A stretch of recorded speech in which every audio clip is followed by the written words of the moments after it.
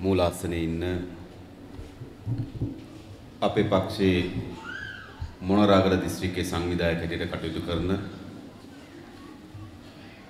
තමුන්නාන්සේලා දිස්ත්‍රික්කයේ පළාත් සභා මන්ත්‍රී ජයවර්ධන සහෝදරයාගෙනු ඒ වගේම මෙම අවස්ථාවට සහභාගී වෙලා සිටින බදුල්ල දිස්ත්‍රික්කයේ අපේ පක්ෂයේ සංවිධායක හැටියට කටයුතු කරන ඌව පළාත් සභාව නියෝජනය කරන සමන්ත විද්‍යාරත්න සහෝදරයාගෙනු ඒ වගේම වේදිකාවේ ඉන්න දිරිය පුරවැස් සමිති නියෝජනය කරන අපේ සහෝදරවරුන්ගෙන් සහෝදරියන්ගෙන් මෙම අවස්ථාවට සහභාගී වෙලා ඉන්න ආදරණීය අම්මලා තාත්තලා සහෝදරවරු සහෝදරියන් මාධ්‍යවේදී හිතවතුන් ඇතුළු සියලු දෙනාගෙන් අවසරයි. අපි අපේ පක්ෂයේ පළමු දිරිය පුරවැසි සමුළුව අද බුත්තලදී පවත්වනවා. අප මෙම සමුළුව පවත්වන්නත් තමුන්නාන්සේලා මුණ ගැහෙන්නම් වමනාවන් ගණනාවක් අපට තිබුණා. එක පැත්තකින් වර්තමාන ආණ්ඩුව ගොඩනගාගෙන අවුරුදු 2කමාරකට ආසන්න කාලයක් ගත වෙමින් තිබෙනවා.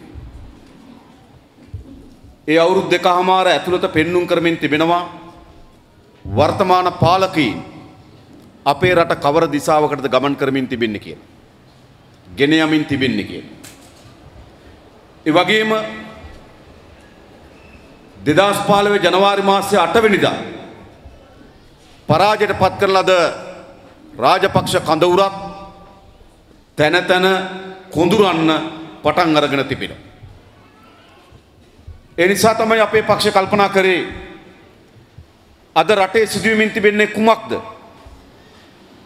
මේට පිළිතුරු සොයා ගැනීම වෙනුවෙන් අපි හැමදෙනාටම පැවරෙන කාර්යභාරය කුමක්ද?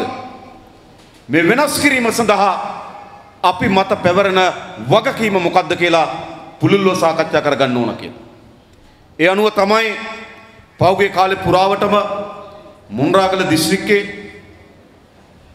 ස්ථාන ගණනාවක දිරිය පුරවැස් සමිතිය හදලා තවත් ස්ථාන ගණනාවක හදාගැනීමේ බලාපොරොත්තුවෙන් යුතුව මේ සහෝදරවරු සහෝදරියන් අම්මලා තාත්තලා මෙතෙන්ට කැඳවලා තිබෙනවා.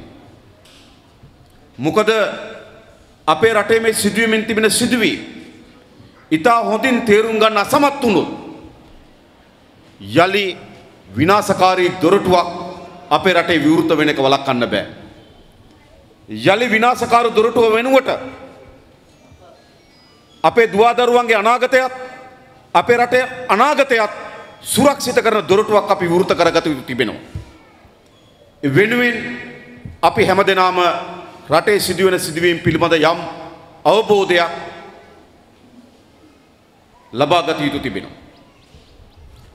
මා ගොඩක් මේ ආණ්ඩුවේ ක්‍රියාකලාප පිළිබඳ කතා කරන්න යන්නේ නැහැ. මට වඩා තමුන්නාන්සේලා දැන් ගොඩක් දේවල් දන්නවා. හැම වෙලාවෙම රූපවාහිනිවල පත්තරවල ලියවෙනවා. හැබැයි ටිකක් හොරට. හොඳටම නෙවෙයි. දැන් මේ ආණ්ඩුව අවුරුදු 2කමාරක් ගිහින් තිබෙනවා. එක පැත්තකින් ජනවාරි මාසයේ 8 වෙනිදා ජනතාවගේ බලාපොරොත්තුවක් තිබුණා වංචනිකයන්ට දඬුවම් දෙන්න. හිතුවනේ හොරුන්ට දඬුවම් දෙන්න ඕන කියලා. බලාපොරොත්තුවක් තිබෙන්නේ නැද්ද? ලංකා ඉතිහාසයේ වැඩිම වංචාව දූෂණය නාස්‍ය ගැන සාකච්ඡා වෙච්ච මැතිවරණය තමයි ජනවාරි මාසයේ 8 වෙනිදා මහ ජනාධිපති ඡන්දය. හැබැයි දැන් අවුරුදු 2කමාරකට ආසන්න කාලයක් ගත වෙලා තිබෙනවා. වංචනිකයන්ට දඬුවම් දෙන්න සමත් වුණාද? නැ සමත් වුණේ නැහැ. සමත් වුණේ නැහනේ. ඒකෙන් කියනවද හොරකම් උනේ නැහැ කියලා. නෑ හොරකම් සිදු වී තිබෙනවා. මල්වානේ ගෙයක් හම්බ වෙනවා. අක්කර 18ක පොල්වත්තකුත් මහා මන්දිරයක් වගේ ගේකුත් හම්බ වෙනවා. හැබැයි නඩුවක් ගොනු වෙනකොට අයිතිකාරය නැහැ. හදපු බාසුන් නැහැ කියනවා. උළුවස්ස තියෙන දවසේ, මුල්ගල තියෙන දවසේ, උළු අල්ලන දවසේ එතෙන්ට ආවේ බැසිල් රාජපක්ෂගේ නෝනා කියනවා. නෝනා ගියාද අනුන්ගේ ගෙවල් බලන්න? නැමෙ බැසිල්ගේ ගෙදර ඔප්පුව තියෙන කාගේ නමටද? ඔප්පුව තින්නේ නිරූපමා රාජපක්ෂගේ මහත්තයා තිරුනඩේශන්ගේ නමට. හැබැයි වංචනිකයන් නීති හමුවට පමුණුවන්නේ නැහැ. මාතර බ්‍රවුන්සිල් වල අක්කරයකට වඩා වටිනා ඉඩමක් හොයාගත්තා අයිතිකාරයෝ නැහැ. දැන් ඉඩම් හම්බ වෙනවා අයිතිකාරයෝ නැහැ. ගෙවල් හම්බ වෙනවා අයිතිකාරයෝ නැහැ. මහා බ්‍රහ්මයේ මවනේ ඉවද. නායිතිකාරයෝ හොයන්නේ නැහැ මතක තබා ගන්න. ඒ ඉඩමත් බැසිල් රාජපක්ෂගේ ඉඩමක්. ඒ වගේම මේ ආණ්ඩුවේ ඉන්න පරණ ඇමතිවරු රාජිත සේනාරත්න හැම වෙලාවම නිතරම සුද්ධවන්තය හැටියට කටයුතු කරන රාජිත සේනාරත්න කවුද? රාජිත සේනාරත්න පහුගිය ආණ්ඩුවේ දීවර ඇමති. මෝදර දීවර වරාය බදු වෙන්න සැලසුමක් ඇදුවා. මෝදර දීවර වරාය බදු දෙනකොට සැලසුම අනුව කිව්වා මාසික බදු කුලිය ලක්ෂ 17යි කිව්වා රජයේ තක්සේරුකරු. දීවර වරාය තක්සේරු කරා. තක්සේරු කරලා කිව්වා මේක කුලියට දෙනවා නම් මාසෙට ලක්ෂ 17 ගානේ කුලියට දෙන්න කිව්වා. සාමාන්‍යයෙන් ඔයගොල්ලෝ දන්නවා රජයේ තක්සේරුව වෙළඳපොළ තක්සේරුවට වඩා අඩුයි.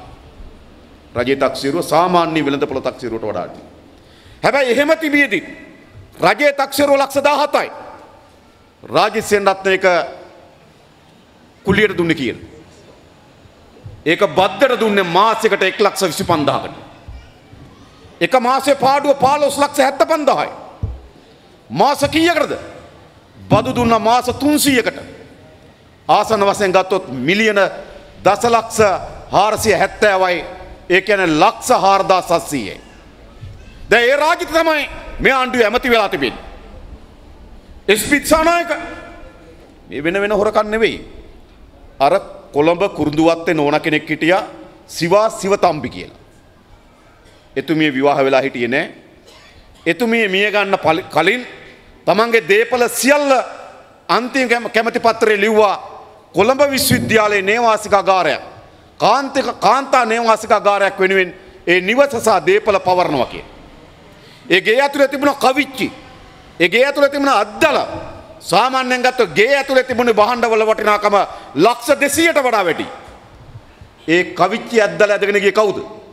එස්.පී. දිසානායක. ඔන්න නැමතිවරු. ඒ විතරක්ද? P Harrison. එයා තමයි පස් සම්පත් ඇමති. බැසිල් රාජපක්ෂ ආණ්ඩු කරන කාලේ එයා සැලසුමක් ඇදුවා අපේ රටේ කිරි සංවර්ධනය කරන්න ඕන කියලා ඕස්ට්‍රේලියාවේ එළදෙනුන් 20000ක් ගෙන සැලසුමක් ඇදුවා. බැසිල් රාජපක්ෂ යනකොට එළදෙනුන් 1996ක් ගෙනලා තිබ්බා. 1996.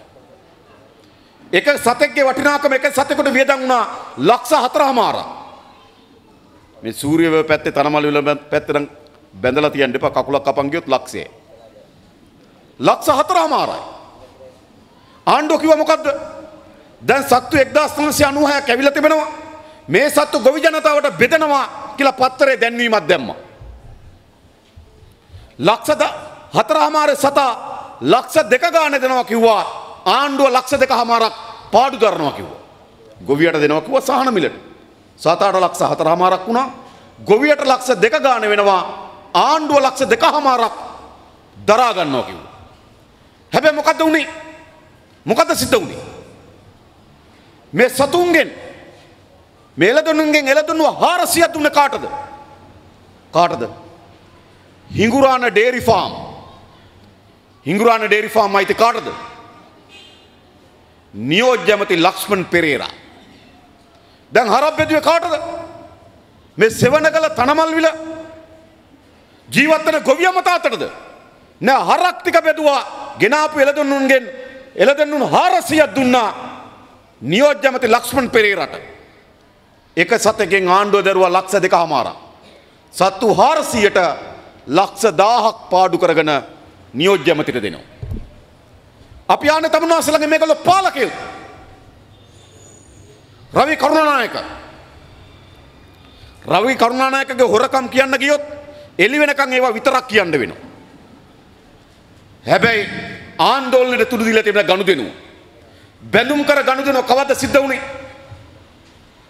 ජනවාරි මාසයේ 8 වෙනිදා තමයි රනිල් මෛත්‍රී හවුල් ආණ්ඩුව හැදුවේ.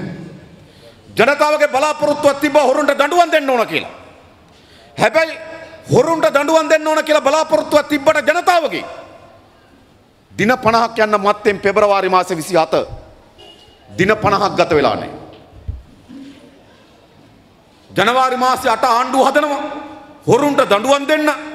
පෙබරවාරි මාසේ 27 හොරකමක් කරනවා. ජනතාව සැලසුම් කරනවා. තොරතුරු හදලා ෆයිල් හදලා පරීක්ෂණ ආයතන වලට බාර දෙනවා හොරුන්ට දඬුවම් දෙන්න කියලා. ජනතාව හොරුන්ට දඬුවම් දෙන්න බලාපොරොත්තුවක් තියෙනකොට රනිල් වික්‍රමසිංහගේ බලාපොරොත්තුවක් තියෙනවා හොරකමක් කරන්න. දින 50ක් නෑ. පෙබරවාරි මාසේ 27 මහා බැංකුවේ මහා වංචාව. දැන් දිනපතා පුවත්පත්වල පිටුවක් පුරා වාර්තා වෙනවා මහා බැංකුවේ බැඳුම් කරේ ගනුදෙනුවේ ස්වභාවය. දැන් මේ සතියකට කලින් මොකද වාර්තා වුනේ? සතියකට කලින් සිද්ධ වෙච්ච වාර්තාව තමයි මේ බැඳුම් කර ගනුදෙනුවෙන් අයිතු ලෙස ලාභ ලැබුවේ ඒ වෙලාවේ මහ බැංකුවේ අධිපති අර්ජුන මහේන්ද්‍රන්ගේ බෑනවන අර්ජුන ලෙලෝසියස්ගේ සමාගමක් වන පර්පචුවල් සමාගම. පර්පචුවල් කියන සමාගම තමයි මේ ලාභය ලැබුවේ. පර්පචුවල් කියන සමාගම 2015 මාර්තු 30 ඉඳන් 2016 මාර්තු 30 වෙනකොට මේ මුදල් වර්ෂයේ ලාභය කෝටි 520යි. වසරක ලාභය මහා බැංකුවේ අධිපතිගේ බෑනගේ අවුරුද්දක ලාභය කෝටි 520යි. ආසන්න වශයෙන් ගත්තොත් දවසකට කෝටි 1.5යි. අද උදේ නැගිටලා නිදාගෙන රෑ හෙට උදේ නැගිටිනකොට එලෝසියස්ගේ ලාභය කෝටි 1.5යි. ලක්ෂ 150යි. කොහොමද? ඉතින් මහා වංචාව සිද්ධ වුණා. මේ පිළිබඳ විශාල ආందోලනයක් තිබුණා. ආందోලනේ තියෙන අස්සේ මොකද්ද?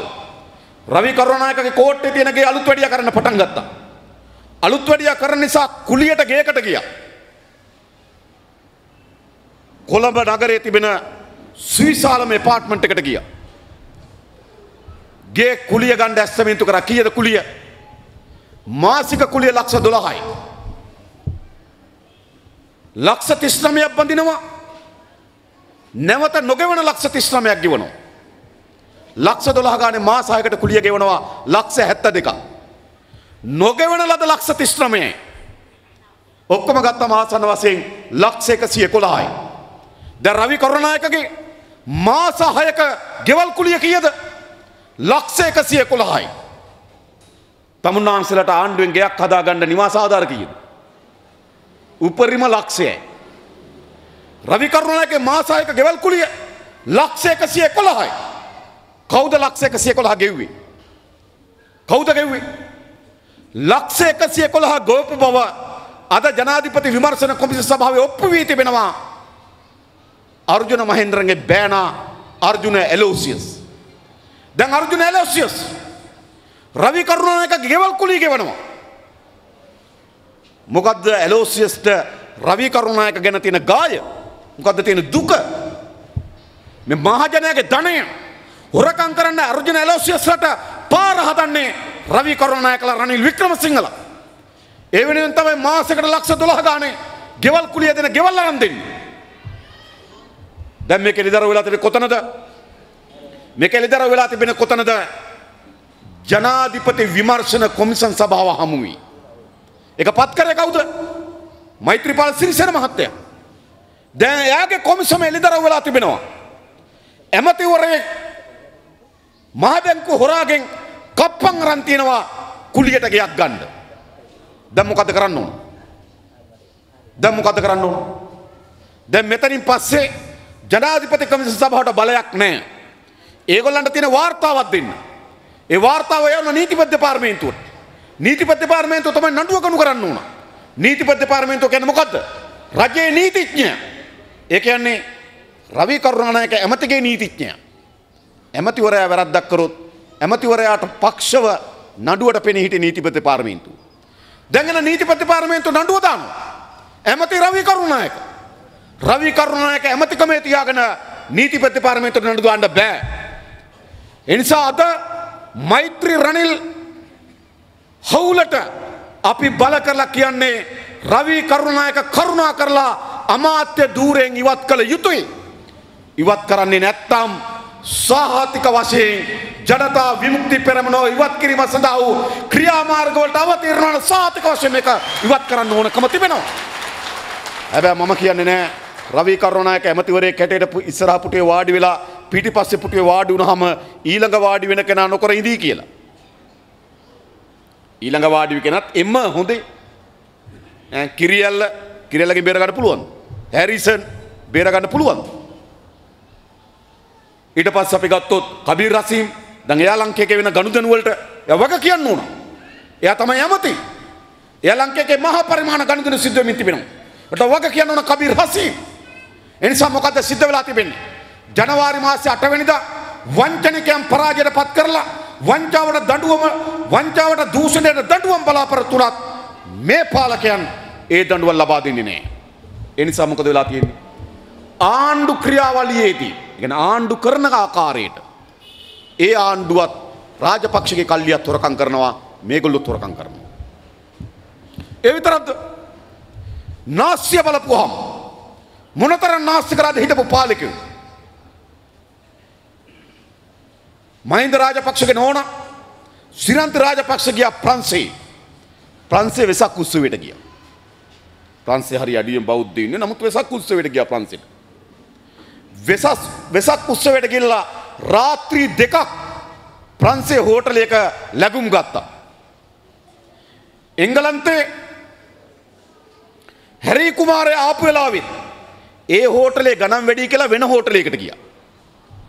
හැබැයි හම්බන්තොට සිරන්ති නෝනා ප්‍රංශේ ලැබුම් ගත්තේ මිල අධිකම හෝටලේ. රාත්‍රී 2ට කීයද? රෑ 2ට ලක්ෂ 250යි. රෑ 2යි හොඳේ. ලක්ෂ 250යි. තමුන්නාන්සලාට ජීවිතේටම ඉන්න ගෙයක් හදාගන්න රුපියල් ලක්ෂයයි. සිරන්ති නෝනාට රාත්‍රී 2ට ලක්ෂ 250යි. ඒ කියන්නේ මොකද්ද? ඒ පාලකත් පෙරට මහජනක දන කෝටි ප්‍රකෝටි ගණන් නාස්ති කරා. ගෝඨාභය රාජපක්ෂ මැදමුලනේ වලව්ව ගාව චමල් රාජපක්ෂගේ ඉඩමේ හැදුවා අම්මා තාත්තගේ කෞතුකාගාරයක්. මැදමුලනේ කෞතුකාගාරයක් හැදුවා අම්මා තාත්තගේ. ඒ කියන්නේ ඩී.ඒ. රාජපක්ෂ මහත්තයයි, ඒ කියන්නේ මහින්ද මහත්තයාගේ තාත්තයි, මහින්ද මහත්තයාගේ අම්මයි අම්මගේ කෞතුකාගාරය හැදුවා. අපිට කමක් නැහැ පුතාලා ටික එකතු වෙලා දහඩිය මාංශයෙන් හම්බ කරගත්තු උපුතල් එකතු කරලා අම්මා තාත්තා සිහි වෙන කෞතුකාගාරයක් හැදුවට අපිට කමක් නැහැ. ඒ කෞතුකාගාරය හදලා ඒ කාලේ වී කොටපු මෝල ගෙනල්ලා බුදියාගත්තු පැදුර ගෙනල්ලා වී පළපු කුල්ල ගෙනල්ලා එල්ලලා කිව්වා මෙන්න රාජපක්ෂ කෞතුකාගාරය කියලා. හැදුවේ චමල් රාජපක්ෂගේ ඉඩමේ. හැබැයි සල්ලි කොහෙන්ද? ඉඩම් ගොඩ කිරීමේ සංස්ථාව. ඒක තිබුණේ ගෝඨාභය රාජපක්ෂ යටතේ. ලක්ෂ 900කට වඩා වැඩි මුදලක් වියදම් කරා ඒ කෞතුකාගාරය හදන්න. නම් මොකද වෙලා තිබෙන්නේ? මහජනයාගේ ධනය කෝටි ප්‍රකෝටි ගණන් ඒ පාලකයෝ නාස්ති කරා. මම ගොඩක් කියන්නේ නෑ 1යි 2යි කියන්නේ හොඳේ. නාස්ති කරා. දැන් මේ පාලකයෝ මොකද කරමින් තිබෙන්නේ? මේ පාලකයෝ තේ හා සමාන ලෙස මහජනයාගේ ධනය නාස්ති කරන කොහොමද නාස්ති කරන්නේ? රනිල් වික්‍රමසිංහ මහත්තයාට කාර් දෙකක් ගෙනාවා. කාර් දෙකක්. කීයද කාර් දෙකේ ගාණ? ලක්ෂ 5992යි. ලක්ෂ 5992යි. ආසන්න වශයෙන් ගත්තොත් එක කාර් එකක් ලක්ෂ 3000යි. ලක්ෂ 3000ට කාර් කල්පනා කරලා ලක්ෂ 3000යි. හොඳේ. දැන් ලක්ෂ 3000ට කාර් එකක් අරන් රනිල් වික්‍රමසිංහ කොළඹ ඉඳන් වැල්ලවායට එනවද කාර් එකේ? නෑ කොළඹ ඉඳන් වැල්ලවායට කාර් එකේ එන්නේ නෑ. කවදාවත් එනවද? ආවොත් අඩුවෙන් තමයි මේ පැත්තට එන්නේ. වැඩි යන පැති ටිකක් තියලා මං කියන්නේ නෑ හොඳේ. හරිද? අඩුවෙන් තමයි මේ පැත්තට එන්නේ. හරිද? දැන් කාර් එක කීයද? ලක්ෂ 3000යි. හැබැයි බුත්තලට එන්නේ හෙලිකොප්ටරේ. අම්පාරට එන්නේ හෙලිකොප්ටරේ. දෙනියායට මාසෙට දෙපාරක් යන්නේ හෙලිකොප්ටරේ. දෙනියායට හොඳයි. එතකොට කාර් එක කිලෝමීටර 50ක් යන්නේ ඔය කාර් එකේ. අවිස්සාවෙල්ල ආසන්නයේ ශාලාව කියන ඒ අවිගබඩාව පිපුරුවා. එතෙන්ටත් රනිල් වික්‍රමසිංහගේ හෙලිකොප්ටරේ කිලෝමීටර 50යි. කිලෝමීටර 50ක් යන හෙලිකොප්ටරේ. සමහර දවස්වල පාර්ලිමේන්තුවට එන්නේ හෙලිකොප්ටරේ. කිලෝමීටර 20යි. පස්වෙනි පටුමගේ ඉඳන් රනිල් වික්‍රමසිංහ මහත්තයා ගෙදර දිනේ පස්වෙනි පටුමගේ ඉන්නේ. එතෙන් ඉඳන් එන්න කිලෝමීටර 20යි. ඒතර කිලෝමීටර 20ක් 30ක් තමයි කාර් එක යන්නේ. හැබැයි ගෙනාපු කාර් එක කියන්නේ.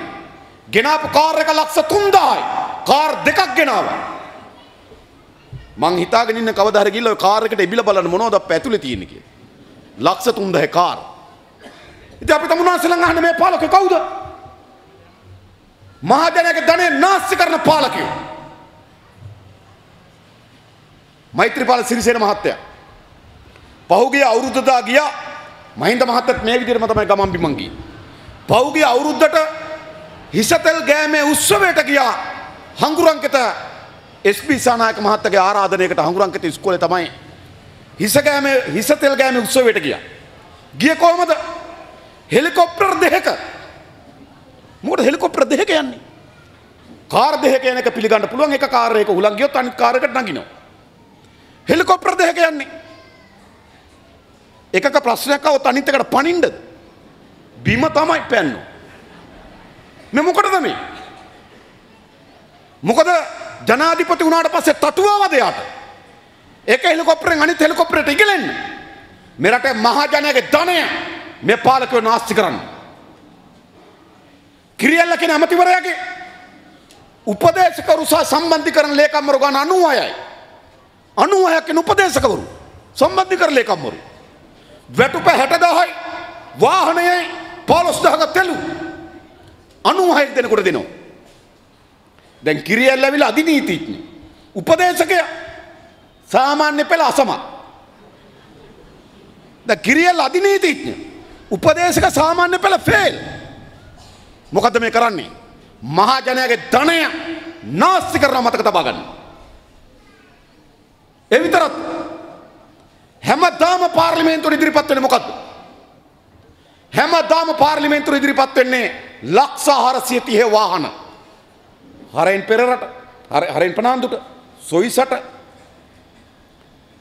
රිෂාඩ් බදුදීන්ට, තලතාතු කෝරලට මේ හැම ඇමතිවරුන්ටම ලැයිස්තු අපි ගාව තියෙනවා. ලක්ෂ 430 ගානේ වාහන ගෙනාවා. මතකද බලන්න. එතන මේ පාලකය කවුද? එක පැත්තකින් හොරකම් කරනවා, අනිත් පැත්තෙන් නාස්ති කරනවා. ඊට පස්සේ මේ පාලකයන්ට තියෙනවද කාර්යක්ෂමභාවයක් තිබෙනවද? තමුන්වන්සලා බලන්න. මේ පාලකයන්ට පුළුවන් වෙලා තිබෙනවද අපේ රටේ කාර්යක්ෂමතාවය හදන්න? බදාදා ප්‍රාදේශීය ලේකම් කාර්යාලය ගාවට ගිහිල්ලා බලන්න. තමුන්වන්සලා ලියුමක් දුන්නොත් ලියුමට උත්තරයක් හම්බ වෙනවද? ආණ්ඩුවෙන් යමක් කරගන්න කොච්චර මහන්සි වෙන්න ඕනද? ලෝකේ කොහෙවත් එහෙම රටවල් වල නැහැ. ලියුම තැපෑලෙන් අරපුවාම උත්තරයයි විසඳුමයි දෙකම තැපෑලෙන් එනවා. අපි අවස්ථා කීයක් ප්‍රාදේශීය ලේකම් කාර්යාලය ගාව රස්තියාදු වෙනවද? ඉඩම් කන්තෝරුව ගාව රස්තියාදු වෙනවද? මේ පාලක කාර්යක්ෂමද? නෑ කාර්යක්ෂම නෑ. උමා ඔය හදලා මා විනාශයක් ඇති කරලා ගෙවල් 7000 ගන්නකට වඩා විනාශයට පත් වෙලා තිබෙනවා. දැන් පාලකයා කාර්යක්ෂම නැහැ මොකද කරන්න ඕනකම තිබෙන්නේ? ඉක්මනින් ඒ පිළිබඳ පරීක්ෂණයක් කරලා ගත යුතු ක්‍රියාමාර්ග නිර්දේශ කරන්න ඕන. මොනවද කරපු නිර්දේශ? ක්‍රියාමාර්ග කිසිවක් නැහැ. හැබැයි දිනපතා ගෙවල් පුපුරනවා. පාලකයෝ මොකද කරන්නේ? පාලකයෝ මර නින්දේ මතක තබා ගන්න. ගෙවල් පුපුරනවා. මිනිස්සු ජීවත් වෙන්න බයෙන් වතුර ටික දෙන්න විදිය වතුර ටික වෙලාවට ලබා දෙන්න ක්‍රමයක් නැහැ. වන්දි මුදල් දෙන්න ක්‍රමයක් නැහැ. ඉන්න ගියක් දෙන්න ක්‍රමයක් නැහැ. මේකට මොකද කරන්න කියලා උත්තරයක් නැහැ. දිනපතා ගෙවල් පුපුරමින් යනවා. පාලකයා කාර්යක්ෂමද? නෑ මේ පාලකයා කාර්යක්ෂම නෑ. මා ඩෙන්ගු වදුරක් ඇවිල්ලා තිබෙනවා. මිනිස්සු 300කට ආසන්න ගණනක් දැන් ඩෙන්ගු හැදිලා මැරිලා තිබෙනවා. ලක්ෂයකට වඩා වැඩි ගානකට ඩෙන්ගු වෙළඳිලා තිබෙනවා. ලක්ෂයකට වඩා වැඩි ගානකට ඩෙන්ගු වෙළඳිලා තිනවා. 300කට ආසන්න ප්‍රමාණයක් ඩෙන්ගු වලින් මැරිලා තිබෙනවා. මොකද වෙලා තිබෙන්නේ? මේ පාලකයා කාර්යක්ෂම උත්තරයක් හොයනවාද? උණරෝහල පිරිලා ලෙඩ්ඩු බාරගන්නේ නැහැ. රාගම රෝහල පිරිලා ලෙඩ්ඩු බාරගන්නේ නැහැ. අවිස්සාවෙල්ල හෝමාගම රෝහල් පිරිලා ඉස්සරහා බෝඩ් එකක් දාලා තියෙනවා ඉස්පිරිතාලේ ලෙඩ්ඩු බාරගන්නේ නැත. ලෙඩ්ඩු බාරගන්නේ නැත්නම් ඒක ඉස්පිරිතාලයක් නෙවෙයි. මොකද වෙලා තිබෙන්නේ? එවැනි උතුරක් එනකොට සැලසුම් කරලා මෙහෙवला ඒ උතුරට විසුම් දෙන්න මේ පාලකයා සමත් වෙලා තිබෙනවද? මේ පාලකයා සමත් වෙලා නැහැ. මේ පාලකයාට බෑ. මාවනලේ නායාමේ 100කට අධික ප්‍රමාණයක් මිය ගියා. විශාල පෞල් ප්‍රමාණයක් අනාථ වුණා. අදත් දැන් අවුරුද්දකට කිට්ටු වෙමින් ඉනවා. අදත් ඒ ජනතාව අර ඇමරිකාවේ US ඒඩ් කියන ආධාරයකින් දීපු ටෙන්ට් එකේ ජීවත් වෙනවා. තාමත් ටෙන්ට් එකේ අවුරුද්දයි. දැන් මේ පාලකයා මොකද වෙලා තිබෙන්නේ? ගෙවල් විනාශ වෙලා, ජීවිත විනාශ වෙලා.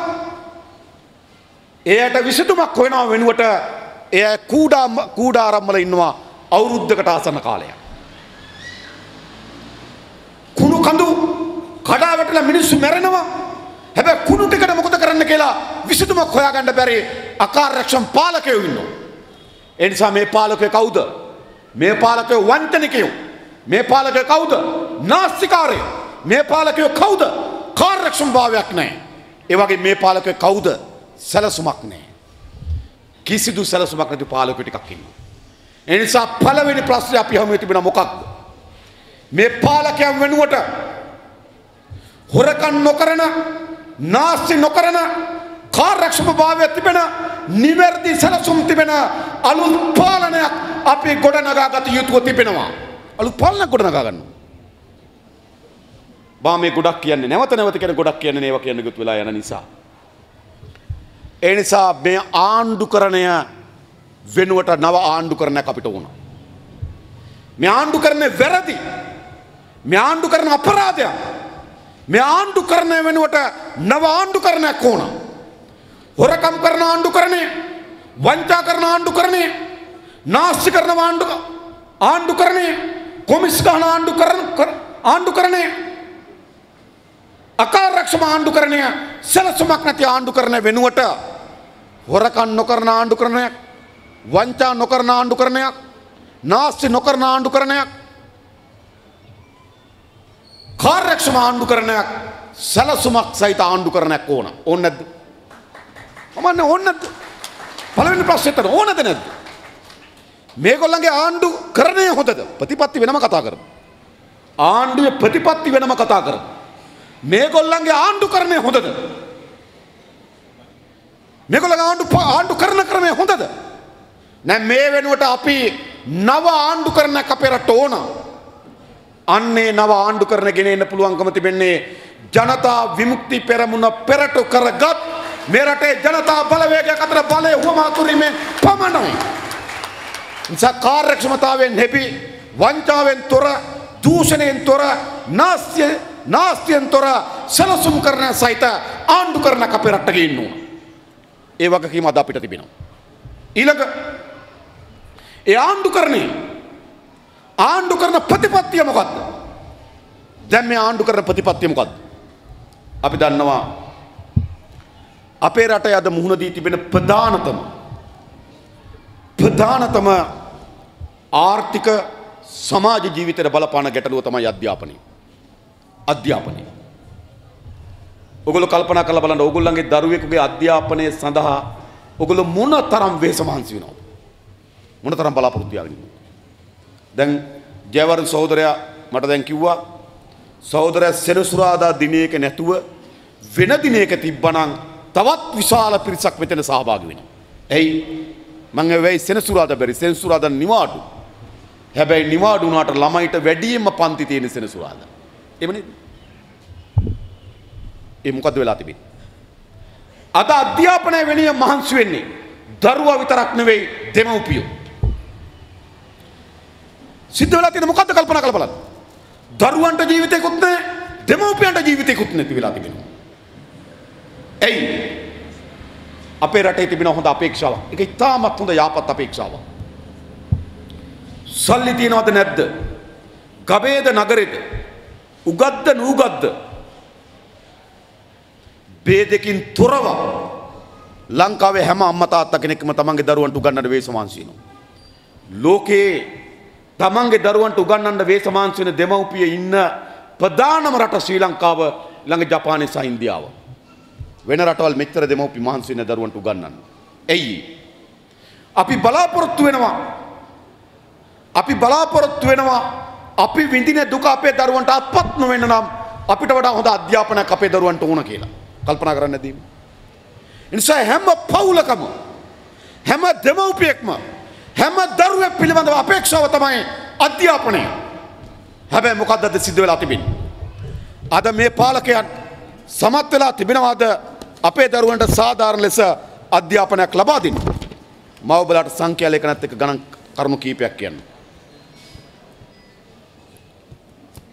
අපේ රටේ ඔක්කොම ඉස්කෝල තියෙනවා දැන් 10162ක්. මීට අවුරුදු 3කට විතර පෙර තිබුණේ පාසල් 9600ක් විතර.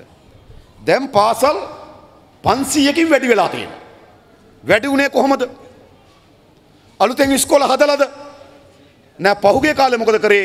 තිබ්බු ඉස්කෝල දෙකට බෙදුවා. බෙදුවා නේද? නේද? ඒතර එක ඉස්කෝල දෙකක් වුණා. සමහර වගේ තාප්පයක්වත් නෑ. දෙපැත්ත ඉස්කෝල දෙකක් කියන්නේ. නේද? සමහර අය මල් වැටක් හිටෙව්වා. සමහර අය පොල්ලතු වලින් කිව්වා එහා පැත්තේ ලොකු ඉස්කෝල මේ පැත්තේ පොඩි ඉස්කෝලේ කිව්වා. දැන් ඉස්කෝල වැඩි උනේ අලුතෙන් ඉස්කෝල හදලා නෙවෙයි. ඉස්කෝල 9600 ඉස්කෝල පාසල් 10162 දක්වා වැඩි උනේ තිබ්බු පාසල දෙකට කැඩුවා. ඊට පස්සේ දැන් මේ පාසල් වල තත්ත්වය මොකද්ද? මේ පාසල් අතරින් පාසල් 27ක් තිබෙනවා අපේ රටේ. ඉස්කෝල 27ක් තිබෙනවා ඉන්නේ එක ගුරුවරයෙක්. එක ගුරුවරයා ගානේ ඉන්න ඉස්කෝල 27ක් තිබෙනවා. මම අහන්නේ ඒ ඉස්කෝල වල දරුවන්ගේ අනාගතය මොකද්ද? මොනතරම් බලාපොරොත්තු තියාගෙන හැදුවත් වැඩක් තියනවද? ඒ දරුවා යන ඉස්කෝලේ ඉන්නේ එක ගුරුවරයා ඉන්නවා. එහෙම ඉස්කෝල 27ක් තිබෙනවා. ඒ වගේම පාසල් 108ක් තිබෙනවා. ගුරුවරු දෙන්නයි ඉන්නේ. ඉස්කෝල 108ක ලංකාවේ ගුරුවරු දෙන්නයි ඉන්නේ. ගුරුවරු 9ට අඩුයි පාසල් 3148ක.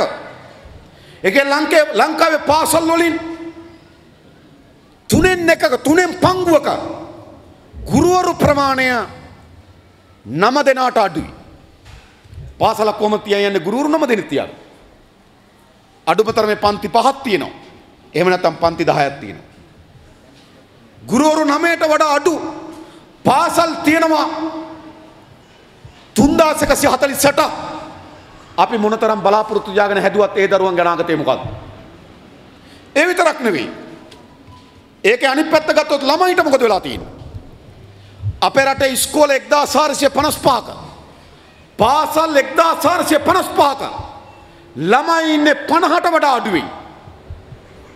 ඉස්කෝල 1455ක ළමයි ඉන්නේ 50ට වඩා අඩුයි. ඒවා ඉස්කෝලද? සමහර මොන්ටිසෝරියේ තියෙන 50ට වඩා වැඩි.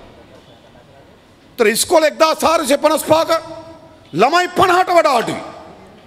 පාසල් 5139ක ළමයි 200ට වඩා අඩුයි. ලංකාවේ පාසල් වලින් හරි අඩක ළමුන් 200ට වඩා අඩුයි. ඇයි ඒ? ගමේ ළමයි නැති නිසාද? නෑ, ඒ පාසල් වල පහසුකම් නෑ, ගුරුවරු නෑ.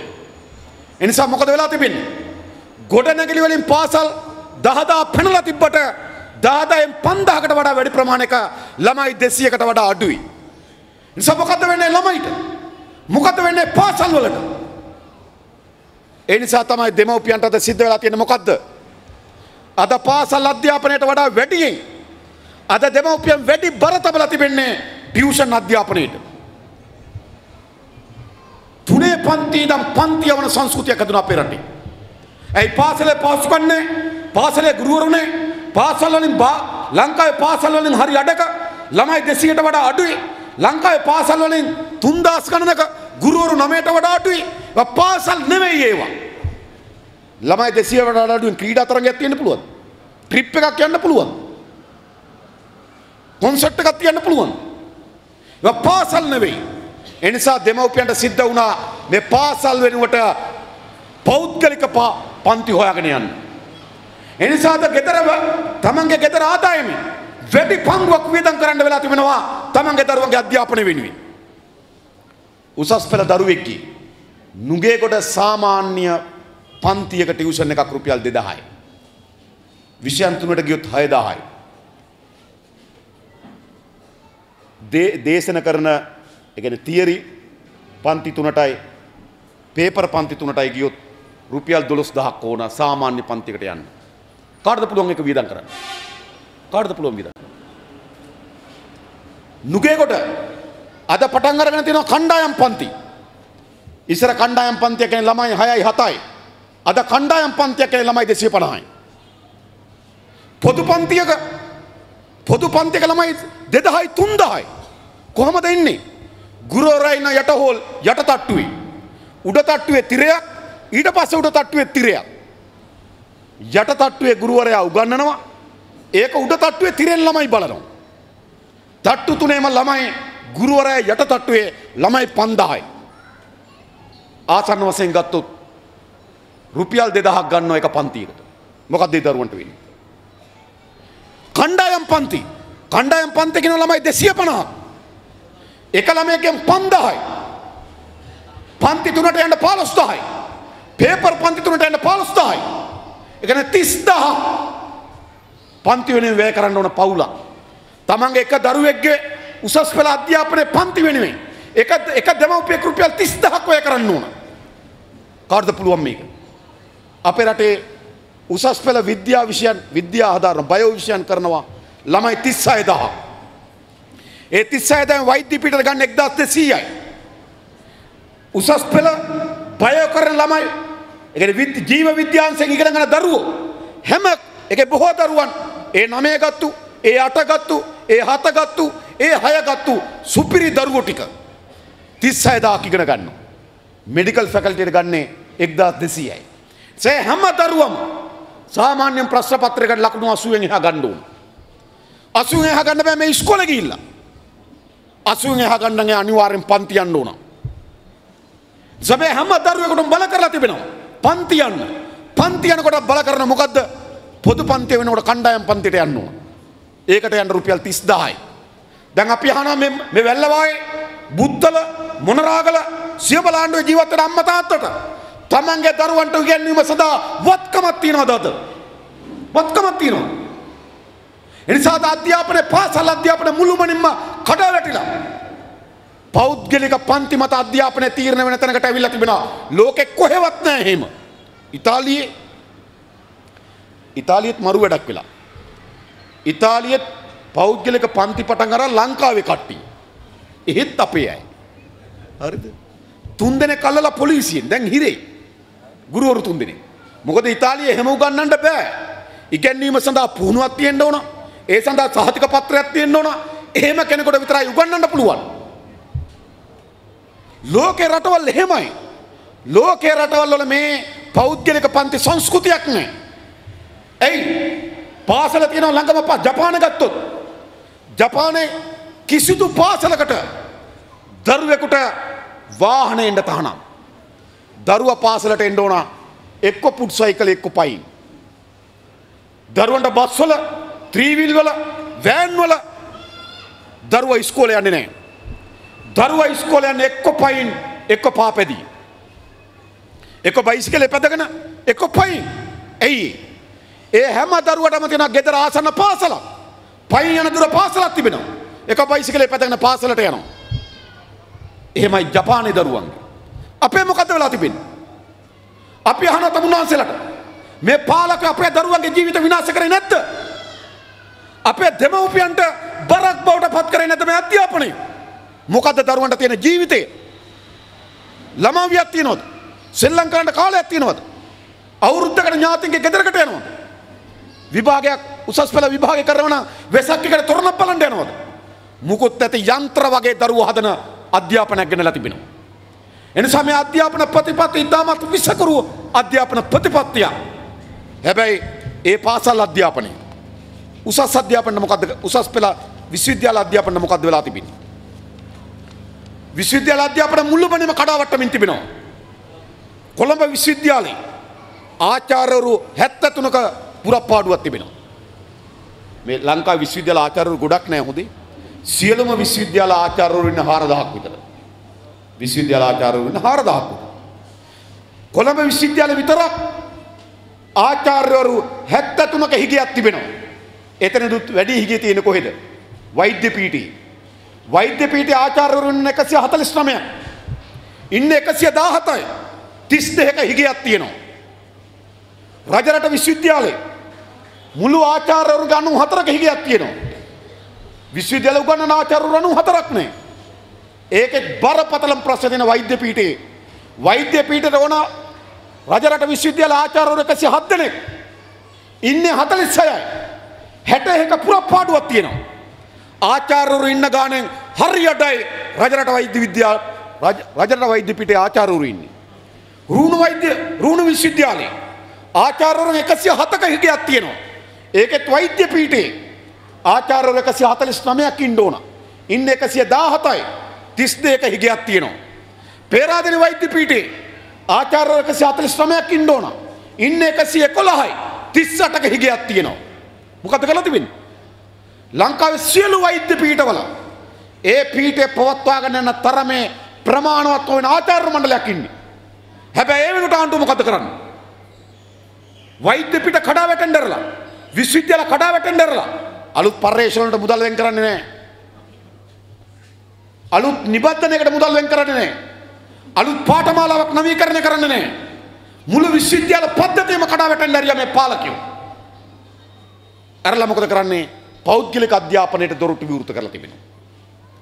දැන් මුළු මනින්ම තමුන්නාන්සලා දරුවෝ උසස් පෙළ විශ්වවිද්‍යාලය යන්න බැරුව වුණොත් කල්පනා කරන්නේ මොකද්ද?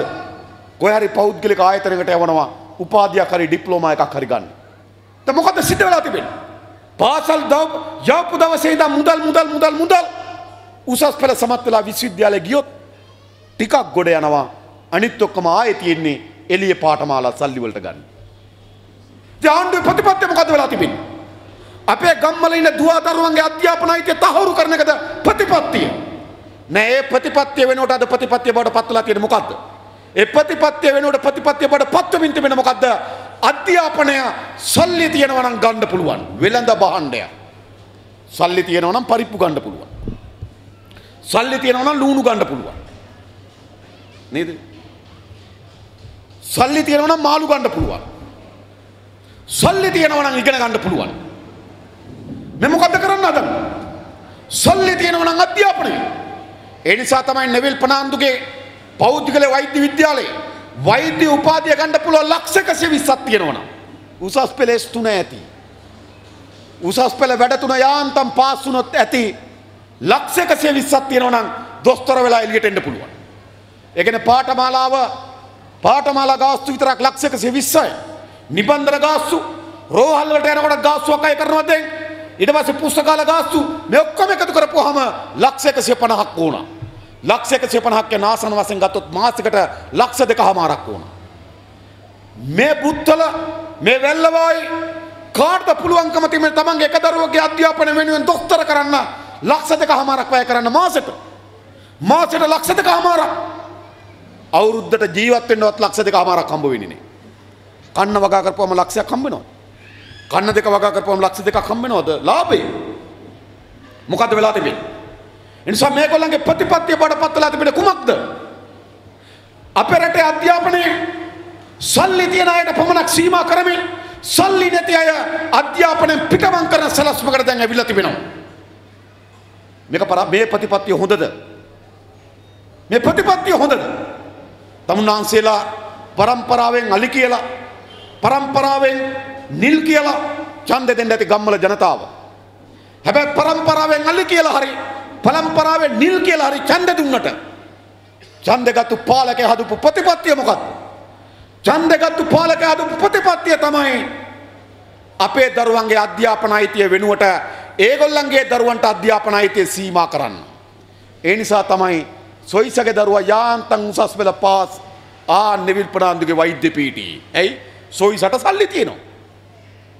දැන් සොයිසගේ දරුවා වෛද්‍ය පීඨයකට ගන්නවා. හැබැයි සොයිසට ඡන්දෙ දීපු අම්මා තාත්තගේ දරුවගේ විශ්වවිද්‍යාලේ පහසුකම් කපනවා. රාජිත සේනාරත්නගේ අර පුතණ්ඩිය බෙදපු නෝන වෛද්‍ය පීඨේ රාජිතගේ යේලිට උගන්නන්න සල්ලි තියෙනවා. ඇයි රාජිතලා දීවර ඇමති කාලේ ගහපු ඔය ඕන තරම් තියෙනවා. රෝහිත අබේගුණවර්ධනගේ දරුවෝ ඉන්නවා ඒ සයිටම් ආයතනෙ. ඇයි ඒගොල්ලන්ට සල්ලි තියෙනවා. ඒගොල්ලන්ගේ දරුවන්ට දොස්තර වෙන්නත් අපේ දරුවන්ගේ අධ්‍යාපනය කඩා කප්පල් කරන ප්‍රතිපත්තියකුත් සිදු වෙමින් තිබෙනවා. ඒ නිසා මුළු අධ්‍යාපනයම අද මුදල් මත තීරණය වෙන තැනකට එමින් තිබෙනවා. පහේ ශිෂ්‍යත්ව සල්ලි මත, 10 විභාගයේ සල්ලි මත, උසස් පෙළ විභාගයේ සල්ලි මත, උපාධිය සල්ලි මත. සල්ලි තියන අයට පමණක් අධ්‍යාපනය දොරට විවෘත වෙන ප්‍රතිපත්තිය සකස් කරමින් තිබෙනවා. මේ ප්‍රතිපත්තිය හොඳද? අපි අහන්නේ තමුන්නාසගේ මේ ප්‍රතිපත්තිය හොඳද? මේ ප්‍රතිපත්තිය වෙනුවට මේ රටේ දුවා දරුවන්ට නොමිලේ අධ්‍යාපනය සහතික කරන ප්‍රතිපත්තියක් සහිත පාලනයක අවශ්‍යතාවය අද අපිට තිබෙනවා. එහෙම ප්‍රතිපත්තියක් සහිත පාලනයක් ඕනේ නැද්ද මම තමුන්නාසලෙන් අහන්නේ. මේ විනාශකාරී ප්‍රතිපත්තියට අපේ රට ඉස්සරහට යන්න දෙන්න පුළුවන්ද? ඒ වගේම මොකද තිබෙන ආර්ථික ප්‍රතිපත්තිය? අධ්‍යාපනයේ ප්‍රතිපත්තිය සේ වෙනකොටම සෞඛ්‍ය ප්‍රතිපත්තියට ඒට නොදැවෙනි ප්‍රතිපත්තිය. අද මොකද වෙලා තිබෙන්නේ? අද තමුන්නාසලා කීයෙන් කී දෙනාද යන්නේ ස්පිරිතාලට බෙහෙතක් ගන්න? අද වැඩිපුරම බෙහෙත් ගන්න එක පත් වෙලා තියෙන කොතනද? සාප්පුවට තමයි බෙහෙත් ගන්න යන්නේ. එහෙම නෙවෙයි. ඇයි ඉස්පිරිතාලට ගියොත් බෙහෙත් පෙත්ත නැහැ. ඉස්පිරිතාලට ගියොත් ආයෙ ලේටික පරීක්ෂා කරගන්න එළියට එන්න ඕන.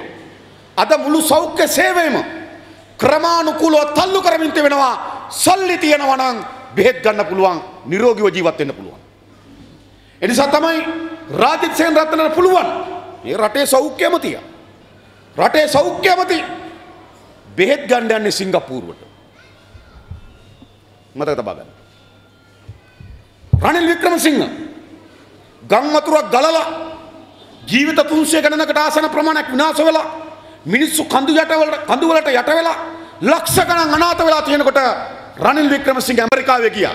ඇයි ඒ ගම් වතුර ආසේ රනිල් වික්‍රමසිංහ ඇමරිකාවේ ගියේ?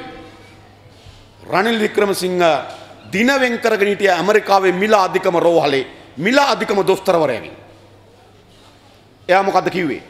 මේ වෙලාවේ මම ගියේ නැත්තම් ඊළඟ යාගෙන් අපොයින්ට්මන්ට් එකක් ගන්න තව අවුරුද්දක්වත් ඉන්න ඕන. ඒ තරම් දොස්තර කෙනෙක්. මොකද කරේ? ඇමරිකාවේ යන බෙහෙත් ගන්න. ගුවන් තොටුපළෙන් එන ගමන් මම දැක්ක රූපවාහිනිය ගියා മന്ത്രിවරුන්ට කියනවා ඇමරිකාවේ රෝහල වර්ණනා කරනවා. ඒකේ සාත්තු කරන විදිය වර්ණනා කරලා කියනවා മന്ത്രിවරුන්ටත් එහෙට යන්න ක්‍රමයක් හදලා දෙන්න ඕන. ඒ කවුද මේ පාලකේ? ජනතාව වෙනුවෙන් සෞඛ්‍ය ප්‍රතිපත්තියක් හදන එකද? ඒකල වෙනුවෙන් සෞඛ්‍ය ප්‍රතිපත්තියක් හදාගන්න එකද මේ පාලකයන්ගේ ක්‍රියාමාර්ග බවට පත් වෙලා තිබෙන්නේ. ඒ නිසා තමයි මහින්ද රාජපක්ෂ බෙහෙත් ගන්න යන ඇමරිකාවට, රනිල් වික්‍රමසිංහ බෙහෙත් ගන්න යන ඇමරිකාවට, රාජිත් සේනාරත්න සෞඛ්‍ය ඇමති බෙහෙත් ගන්න යන්නේ සිංගප්පූරුවට. අපේ ගමේ කෙනා බෙහෙත් ගන්න යන්න ඕන එක්ක ගමේ තියෙන සාප්පුවට. ඇයි ඉස්පිරිතාල නොමිලේ වෛද්‍ය සේවාව බිඳ වැට්ටුවා. එනම් මොකද ඕනකම තිබෙන්නේ? අපේ රටේ ජනතාවට කාර්යක්ෂම නොමිලේ වෛද්‍ය සේවාව ශක්තිමත් කරන නව පාලනයක ප්‍රතිපත්තියක අවශ්‍යතාවය අපිට තිබෙනවා. අපිට එහෙම ප්‍රතිපත්තියක් ඕන. අධ්‍යාපනය පිළිබඳ නව ප්‍රතිපත්තියක්, සෞඛ්‍ය පිළිබඳ නව ප්‍රතිපත්තියක්, ඒ වගේ මේ ආර්ථිකය පිළිබඳ නව ප්‍රතිපත්තියක් ඕන. මේ ආර්ථිකය පිළිබඳව යහපත් නව ප්‍රතිපත්තියක් අපිට ඕන වෙලා තිබෙනවා. ඕනෑම රටක ආර්ථික ප්‍රතිපත්තිය හැදෙන්නේ කොහොමද? ඕනෑම රටක ආර්ථික ප්‍රතිපත්තිය හැදෙන්නේ ඒ රටේ පිහිටීමත් ඒ රටේ සම්පත් උත්සලකෙට ලක් කරලා. ලෝක හැම රටක්ම එහෙමයි. කිසිදු රටක ආර්ථික ප්‍රතිපත්තිය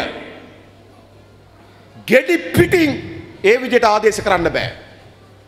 කියමනක් තියෙනවා රෝණ සහෝදරයා ඉන්න කාලේ රෝණ සහෝදරගේ මාධ්‍යවේදිය අහනවා ප්‍රශ්නයක්.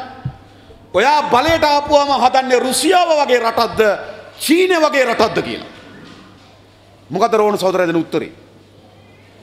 රුසියාව සපත්තු අපිට ලොකු වැඩි. මොකද රුසියාවේ ගොඩක් උසයි. කකුල් දිගයි. එසා උදාහරණයක් කියන රෝණ සහෝදරයා රුසියානු සපත්තු අපිට ලොකු වැඩි. චීන සපත්තු අපිට පොඩි වැඩි.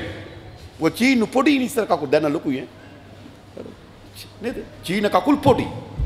ඒ නිසා අපිටම ගැලපෙන සපත්තුවක් අපි නිර්මාණය කරගන්න ඕන. ඕනෑම රටක් තමන්ගේ ආර්ථික උපාය මාර්ගය හදාගන්න ඒ රටේ තිබෙන සම්පත්, ඒ රටේ තිබෙන මානව සම්පත, ඒ රටේ තියෙන ස්වභාවික සම්පත සහ ඒ රටේ තියෙන පිහිටීම පිළිබඳ සැලකිල්ලක් කළා තමයි ඕනෑම රටක් තමන්ගේ ආර්ථික ප්‍රතිපත්ති හදාගන්නේ. එහෙම ආර්ථික ප්‍රතිපත්ති හදන්න ඕන. මට මතකයි ජේ.ආර්. ජයවර්ධන ඇවිල්ලා කිව්වා මේක සිංගප්පූරුවක් කරනවා කිව්වා. නෑ සිංගප්පූරුවක් කරන්න බෑ මේක. රනිල් වික්‍රමසිංහත් කියන මේක සිංගප්පූරුවක් කරනවා. සිංගප්පූරුව කියන්නේ මොකද්ද? වර්ග කිලෝමීටර 675යි. කොළඹ දිස්ත්‍රික්කයට වඩා ටිකක් ලොකුයි. කොළඹ දිස්ත්‍රික්කේ සයිස් එකට. සිංගප්පූරුව කියන්නේ කොළඹ දිස්ත්‍රික්කේ වගේ එකක්. රටත් ඒක. ඒක රටක් නෙමෙයි කොළඹ දිස්ත්‍රික්කේ වගේ කුඩා භූමි ප්‍රමාණයක්. වර්ග කිලෝමීටර 675යි. අපේ රටේ භූමිය 100න් එකක් වගේ. කුඩා අපේ රටේ භූමිය 100න් එකක් වගේ. කුඩා ප්‍රමාණය. ඊට පස්සේ ඒගොල්ලන්ගේ රට තමයි හරහා තමයි ඒ ආසන්න තමයි සේදමාවත තිබුණේ. විශාල නැව් ගමනාගමනයක් කරන මුහුදු මාවතක් තිබුණා. එතකොට දැන් මොකද වෙලා තියෙන්නේ? සිංගප්පූරුව ප්‍රධාන මාවතක් ආසන්නයේ තියෙනවා. නිකන් වැල්ලවාය නගරේ නේද? වැල්ලවාය මොනරාගල පාර අයින පර්චස් 10ක් තියෙනවා වගේ වැඩක්. දැන් වැල්ලවාය නගරේ පර්චස් 10ක් තිබ්බොත් මොකද කරන්නේ? බතල හිටවනවද? මඤ්ඤොක්ක ඉන්නවද? නෑ. වැල්ලවාය නගරේ පර්චස් 10ක් තිබ්බොත් සුපර් මාකට් එකක් දානවා. එහෙම නේද කරන්නේ? මොකද එතන පිහිටීම යෝග්‍ය වෙන්නේ වෙළඳපොළකට. ඒ නිසා තමයි සිංගප්පූරුව වෙළඳපොළක් වුණා. සිංගප්පූරුව ලෝකේ ලොකු වෙළඳපොළ ලොකුම සුපර් මාකට් එක. මොකද්ද වෙළඳපොළකට ඕනකම තියෙන්නේ? වෙළඳපොළකට ඕනකම තියෙනවා ඉක්මනින්ම බඩු ගේන්න, බඩු ගෙනියන්න හොඳ වරායක් ඕන. එහෙනම් සිංගප්පූරු රජයේ සතුව තියෙනවා සිංගප්පූරු වරාය මතකද බලන්න. සිංගප්පූරු රජයේ සහිත සතුව තමයි සිංගප්පූරු වරාය. ලෝකේ කාර්යක්ෂම වරාය බවට පත් වුණා සිංගප්පූරු වරාය. ඇයි? ඒගොල්ලන්ට ඕනකම තියෙන වෙළඳපොළක් කරන්න. වෙළඳපොළක් නම් හොඳ වරායක් ඕන. කාර්යක්ෂම වරාය හැදුවා. ඊළඟ වෙළඳපොළකට මොකක්ද ඕන? ඊළඟ වෙළඳපොළකට ඕන ඉක්මනින්ම ගනුදෙනු කරන්න පුළුවන් බැංකු පද්ධතියක් ඕන. ඊළඟ ඒගොල්ලෝ හැදුවා සිංගප්පූරු ඩෙවලොප්මන්ට් බැංක්. ලෝකේ තියෙන කාර්යක්ෂම බැංකුව හැදුවා. කාර්යක්ෂමයි. සල්ලි මාරු කරන සල්ලි දෙන්න, ගෙවන්න, එහෙට ගෙනියන්න, මෙහෙට ගෙනියන්න කාර්යක්ෂම බැංකුව හැදුවා. ඊළඟ බඩු ගෙනියන්න, බඩු ගේන්න මිනිස්සු වෙන්න ඕන බිස්නස් එකට. ඒකට හැදුවා ලෝකේ කාර්යක්ෂම ගුවන් සේවය. සිංගප්පූරු එයාලයින්. එහෙනම් සිංගප්පූරුව කුනේ කොහොමද? ඒක මහා වෙළඳ මාවතක් ආසන්නයේ තිබ්බා. එතන වෙළඳපොළක් හැදුවා. වෙළඳපොළ අවශ්‍ය වන වරාය, සිංගප්පූරු වරාය දියුණු කරා. බැංකු පද්ධතිය දියුණු කරා. ගුවන් සේවය දියුණු කරා. අන්න ලෝකේ ලොකුම සුපර් මාකට් එක හැදුවා සිංගප්පූරුව. දැන් රනිල් සිංගප්පූරුව ගිහිල්ලා විලකට අපි සිංගප්පූරුවක් කරනවලු. මේ සිය බල ආණ්ඩුව සිංගප්පූරුවක් කරන්නේ. මොනවද මේ කියන්නේ? නෑ. ලෝකේ හැම රටක්ම ආර්ථික උපාය මාර්ග තෝරගෙන තමන්ගේ රටේ පිහිටීම, තමන්ගේ රටේ සම්පත් පිළිබඳ සැලකිල්ලක් කරලා. චීනේ මොකද තමන්ගේ ආර්ථික උපාය මාර්ග බවට පත් කරගත්තේ? චීන කියන්නේ ලෝකේ විශාල රාජ්‍යයක්. විශාල ඉඩම් ප්‍රමාණයක් තිබෙනවා. සා ලෝකේ ජනගහණයෙන් පහෙන් එකක් ඉන්නවා. ලෝකේ ජනගහණයෙන් පහෙන් එකක් ඉන්නවා. සාමාන්‍යයෙන් කියන්නේ චීන ඔක්කොම හිමාලය කන්දට නැගලා කෙල ගැහුවොත් ඉන්දියාව පැත්ත බලාගෙන ඉන්දියාව යට වෙනවලු. ඒ තරම් චීන. හරිද? හිමාලය කන්දට නැගලා ඔක්කොම කෙල ගැහුවොත් ඉන්දියාව යට වෙනවා. ඒ ලෝකේ ජනගහණයෙන් පහෙන් එකයි. පස් දිනක් ගත්තොත් එක්කෙනෙක් චීනේ. ඒ නිසා චීනය මුහුණ දීපු අර්බුදය මොකක්ද? විශාල ජනගහනයක් ඉන්න ලෝක ජනගහනයෙන් පහෙන් එකක් චීනේ ඉන්නවා. එහෙනම් මොකද ආර්ථික උපාය මාර්ගය? විශාල භූමියක් තිබෙනවා, විශාල ජනගහනයක් ඉන්නවා. චීනේ තෝරාගත්තු ආර්ථික උපාය මාර්ගය තමයි ගෘහස්ත කර්මාන්ත. ඉස්සලම් පටන් ගත්තේ ගෙවල් වල සෙල්ලම් බඩු හදන්න, සරුංගල් හදන්න. ඒ නිසා තමයි එතනින් තමයි පටන් ගත්තේ. ඉස්සලා චීනේ ලොකු කර්මාන්ත වලට කියන්නේ නේ. ලොකු කර්මාන්ත වලට කියන විශාල ශ්‍රමයේ විශාල ප්‍රමාණයක් රැකියා නැතු වෙන මිනිස්සුන්ට ගෘහස්ත කර්මාන්තය පටන් ගත්තා. කුෂි කර්මාන්තය නවීකරණය කරා. අද ලෝකයේ ශක්තිමත්ම ආර්ථික කිමි රාජ්‍යයක් බවට චීනය පත් වුණා. ඉතාමත් පසුගාමි රාජ්‍යයක් චීනයේ තිබුණේ. හැබැයි ඒ චීනය අද ලෝකයේ ශක්තිමත්ම රාජ්‍ය බවට පත් කරලා නිවැරදි ආර්ථික උපාය මාර්ගය. අන්න ඒ විදිහට තමයි අපේ රටේ ආර්ථික උපාය මාර්ග අපි තෝරන්නේ. එහෙනම් අපේ රට හදන්න පුළුවන් කොහොමද? අපේ රටේ තියෙන සම්පත් මොනවද? අපේ රටේ ඇලහැර, ඔක්කම්පිටිය, රත්නපුර මැණික් තියෙනවා. පුල්මුඩේ ඛනිජ වැලි තියෙනවා. එප්පාවල පොස්පේට් නිදියක් තියෙනවා. පුත්තලමේ හුණුගල් නිදියක් තියෙනවා. බෝගහ, කාටගහ, මිනිරම් පතල් තියෙනවා. මිනිරම් තියෙනවා. ඔච්චරයි තියෙන්නේ. රට වටේ මුහුදක් තියෙනවා. අපිට විශාල සම්පත් තියෙන රටක් නෙවෙයි. විශාල වෙළඳ ආර්ථික සම්පත් තියෙන රටක් නෙවෙයි අපේ රට. අපිට තෙල් නැහැ. අපිට ගෑස් නැහැ. අපිට රත්තරන් නිදි නැහැ. අපිට යකඩ නිදි නැහැ. මේ මොන්රාගල් නම් තියනවා කියලා යනවා පරීක්ෂණ නේද? නමුත් පරීක්ෂණ කරලා තාම අවසන් නැහැ. යකඩ නිදි නැහැ අපිට. ලෝකේ ආර්ථික සම්පත් මොනවද? තෙල්, ගෑස්, ගල් අඟුරු, රත්තරන්, යකඩ, යපස්. අපිට ආර්ථික සම්පත් විශාල ප්‍රමාණයක් නැහැ. අපිට ඇලහැර, ඔක්කම්පිටිය, රත්නපුර මැණික් සම්පතක් තිබෙනවා. අපිට පුල්මුඩේ ඛනිජ වැලි සම්පතක් තිබෙනවා. එප්පාවල පොස්පේට් නිදියක් තියෙනවා. කාටගහ, බෝගහ, මිනිරම් තියෙනවා. රට වටේ මුහුදක් තියෙනවා. හුණුගල් නිදි කීපයක් තියෙනවා. අපි අපේ රට ආදරය වුණාට අපේ රට විශාල සම්පත් අනුන රාජ්‍යයක් නෙවෙයි. මේක ඇත්ත. අපිට විශාල භූමියකුත් නැහැ. අපිට දෙන වර්ග කිලෝමීටර් 65610යි. ඒ භූමියෙන් දැනට කියනවා 23ක් වනාන්තර කියනවා. 16ක් ජලාශ කියනවා. වතුරයි වනාන්තරයි යරනවා අපිට ඉතා කුඩා භූමි ප්‍රමාණයක් තියෙන්නේ. නිසා ලෝකේ රටවල් වලට තරම් අපිට විශාල භූමියකුත් නැහැ. මේක ඇත්ත. දැන් බලන්න. දැන් රනිල් වික්‍රමසිංහ මහත්තයා කියනවා ෆොක්ස්වැගන් කාර් කර්මාන්තශාලාව ගේනවා. ඒතර කුලියපිටිය හදන්න. දැන් කුලියපිටිය හදන කාර් කර්මාන්තශාලාව කෙනකොට ඕනෑම කර්මාන්ත ශාලාවක රඳා පවතින අමුද්‍රව්‍ය මත අපිට යකඩ නැහැ. අපිට වීදුරු නැහැ. ඒතර අපි යකඩත් ගේනවා යුරෝපයෙන්, වීදුරුත් ගේනවා යුරෝපයෙන්, කාර් හදන තාක්ෂණයක් ගේනවා යුරෝපයෙන්. නේද? කාර් එකට ගාන තීන්ත හදන කෙමිකල් ටිකක් ගේනවා යුරෝපයෙන්. ගෙනල්ලා අපි කුලියපිටියේ කාර් එක හදලා යුරෝපෙට විකුණනවා. දැන් යුරෝපයෙන් යකඩ ගෙනල්ලා, යුරෝපයෙන් වීදුරු ගෙනල්ලා, යුරෝපයෙන් කාර් එක හදන තාක්ෂණ දෙන සුද්දා ගෙනල්ලා, යුරෝපයෙන් සම්භාණ්ඩ ටික ගෙනල්ලා අපි මේ කාර් එක හදලා හෙට විකුණනවද? නෑනේ. ඊට වඩා හොඳයි සුද්දා ඒ හදා ගන්නවා. මොකටද මේ හෙට හදන්නේ? කාර් කියන්නේ අපිට වෙළඳපොළ අත්පත් කරගන්න පුළුවන් එකක් නෙවෙයි. ඒක බොරුවක්. මොකද හැම කර්මාන්තශාලාවක රඳාපවතින ඒ රටේ තියෙන අමුද්‍රව්‍ය මත අපිටම විශාල අමුද්‍රව්‍ය නැහැ. අපි මුහුණ දෙන ප්‍රශ්නේ මෙතන. ඒ නිසා අපිට සම්පත් අඳුන නැහැ අපිට. හැබැයි අපිට වැදගත් කරුණු තුනක් තිබෙනවා අපේ රට සංවර්ධනය කරන්න පුළුවන්. එක මොකක්ද? අපේ රටේ පිහිටීම. අපේ රටේ පිහිටීම අතිශය වැදගත්. ඔයගොල්ලෝ බලන්න. ලෝකේ ශක්තිමත් බලවත් රාජ්‍යයන් අපේ රටට ආව හැම කාලෙකම ආව. සාමාන්‍ය ලංකා සිටීම අඳිනකොට අපි තමයි මතක් කරලා ඉන්දියාවට පහලින් තිත තියන්නේ. අපි ලංකාවේ ඉඳලා. ලෝකයේ බොහෝ අය ඉස්සර ලංකා සිටියම අඳිනකොට මේ ලෝක සිටියම අඳිනකොට ලංකාව නැහැ. ඊට වඩා ලොකු දූපත් අපිට අත්හැරෙන්නේ ද ඕස්ට්‍රේලියාවට උඩින් තිබ්බු. අපි මතක් කරලා තිත තියෙනවා. අපේ සංස්කෘතික අමාත්‍යෙන් සිටපු ලේකම් ඒ.පී. ගුණසේකර මහත්තයා. එයාට ආරාධනාවක් ලැබුණා චීනෙට යන්න. චීනේ ලෝකේ රටවල් වල සංස්කෘතික ලේකම්වරුන්ගේ සමුළුවකට. ඒ සමුළුවට ගිහලා එතුමා වාඩි වෙලා ඉන්නකොට එතුමා ඉස්සරහින් තියෙන ශ්‍රී ලංකා කියලා නම බෝඩ් එක ගහලා තියෙනවා. ඉස්සරහා ලෝක සිටියමක් දැම්මලු. ලෝක සිටියම ලංකාව නේ. ඒක තමයි ඇත්ත හොඳේ. අපි තේරුම් ගන්න ඕන අපි ඉන්න තැන. හැබැයි එවැනි සිටියමක් අඳිනකොට අමතක වෙන තිත එක කාලයක් බලවත්ම රාජ්‍යම් බවට පත්වලා හිටපු පෘතුගීසින් ගෙනවා. ලන්දේසින් ගෙනවා. ඉංග්‍රීසින් එනවා. අද එක්සත් ජාතීන්ගේ සංවිධානය ඇතුලේ කතා කරනවා. යුරෝපා පාර්ලිමේන්තුව කතා කරනවා.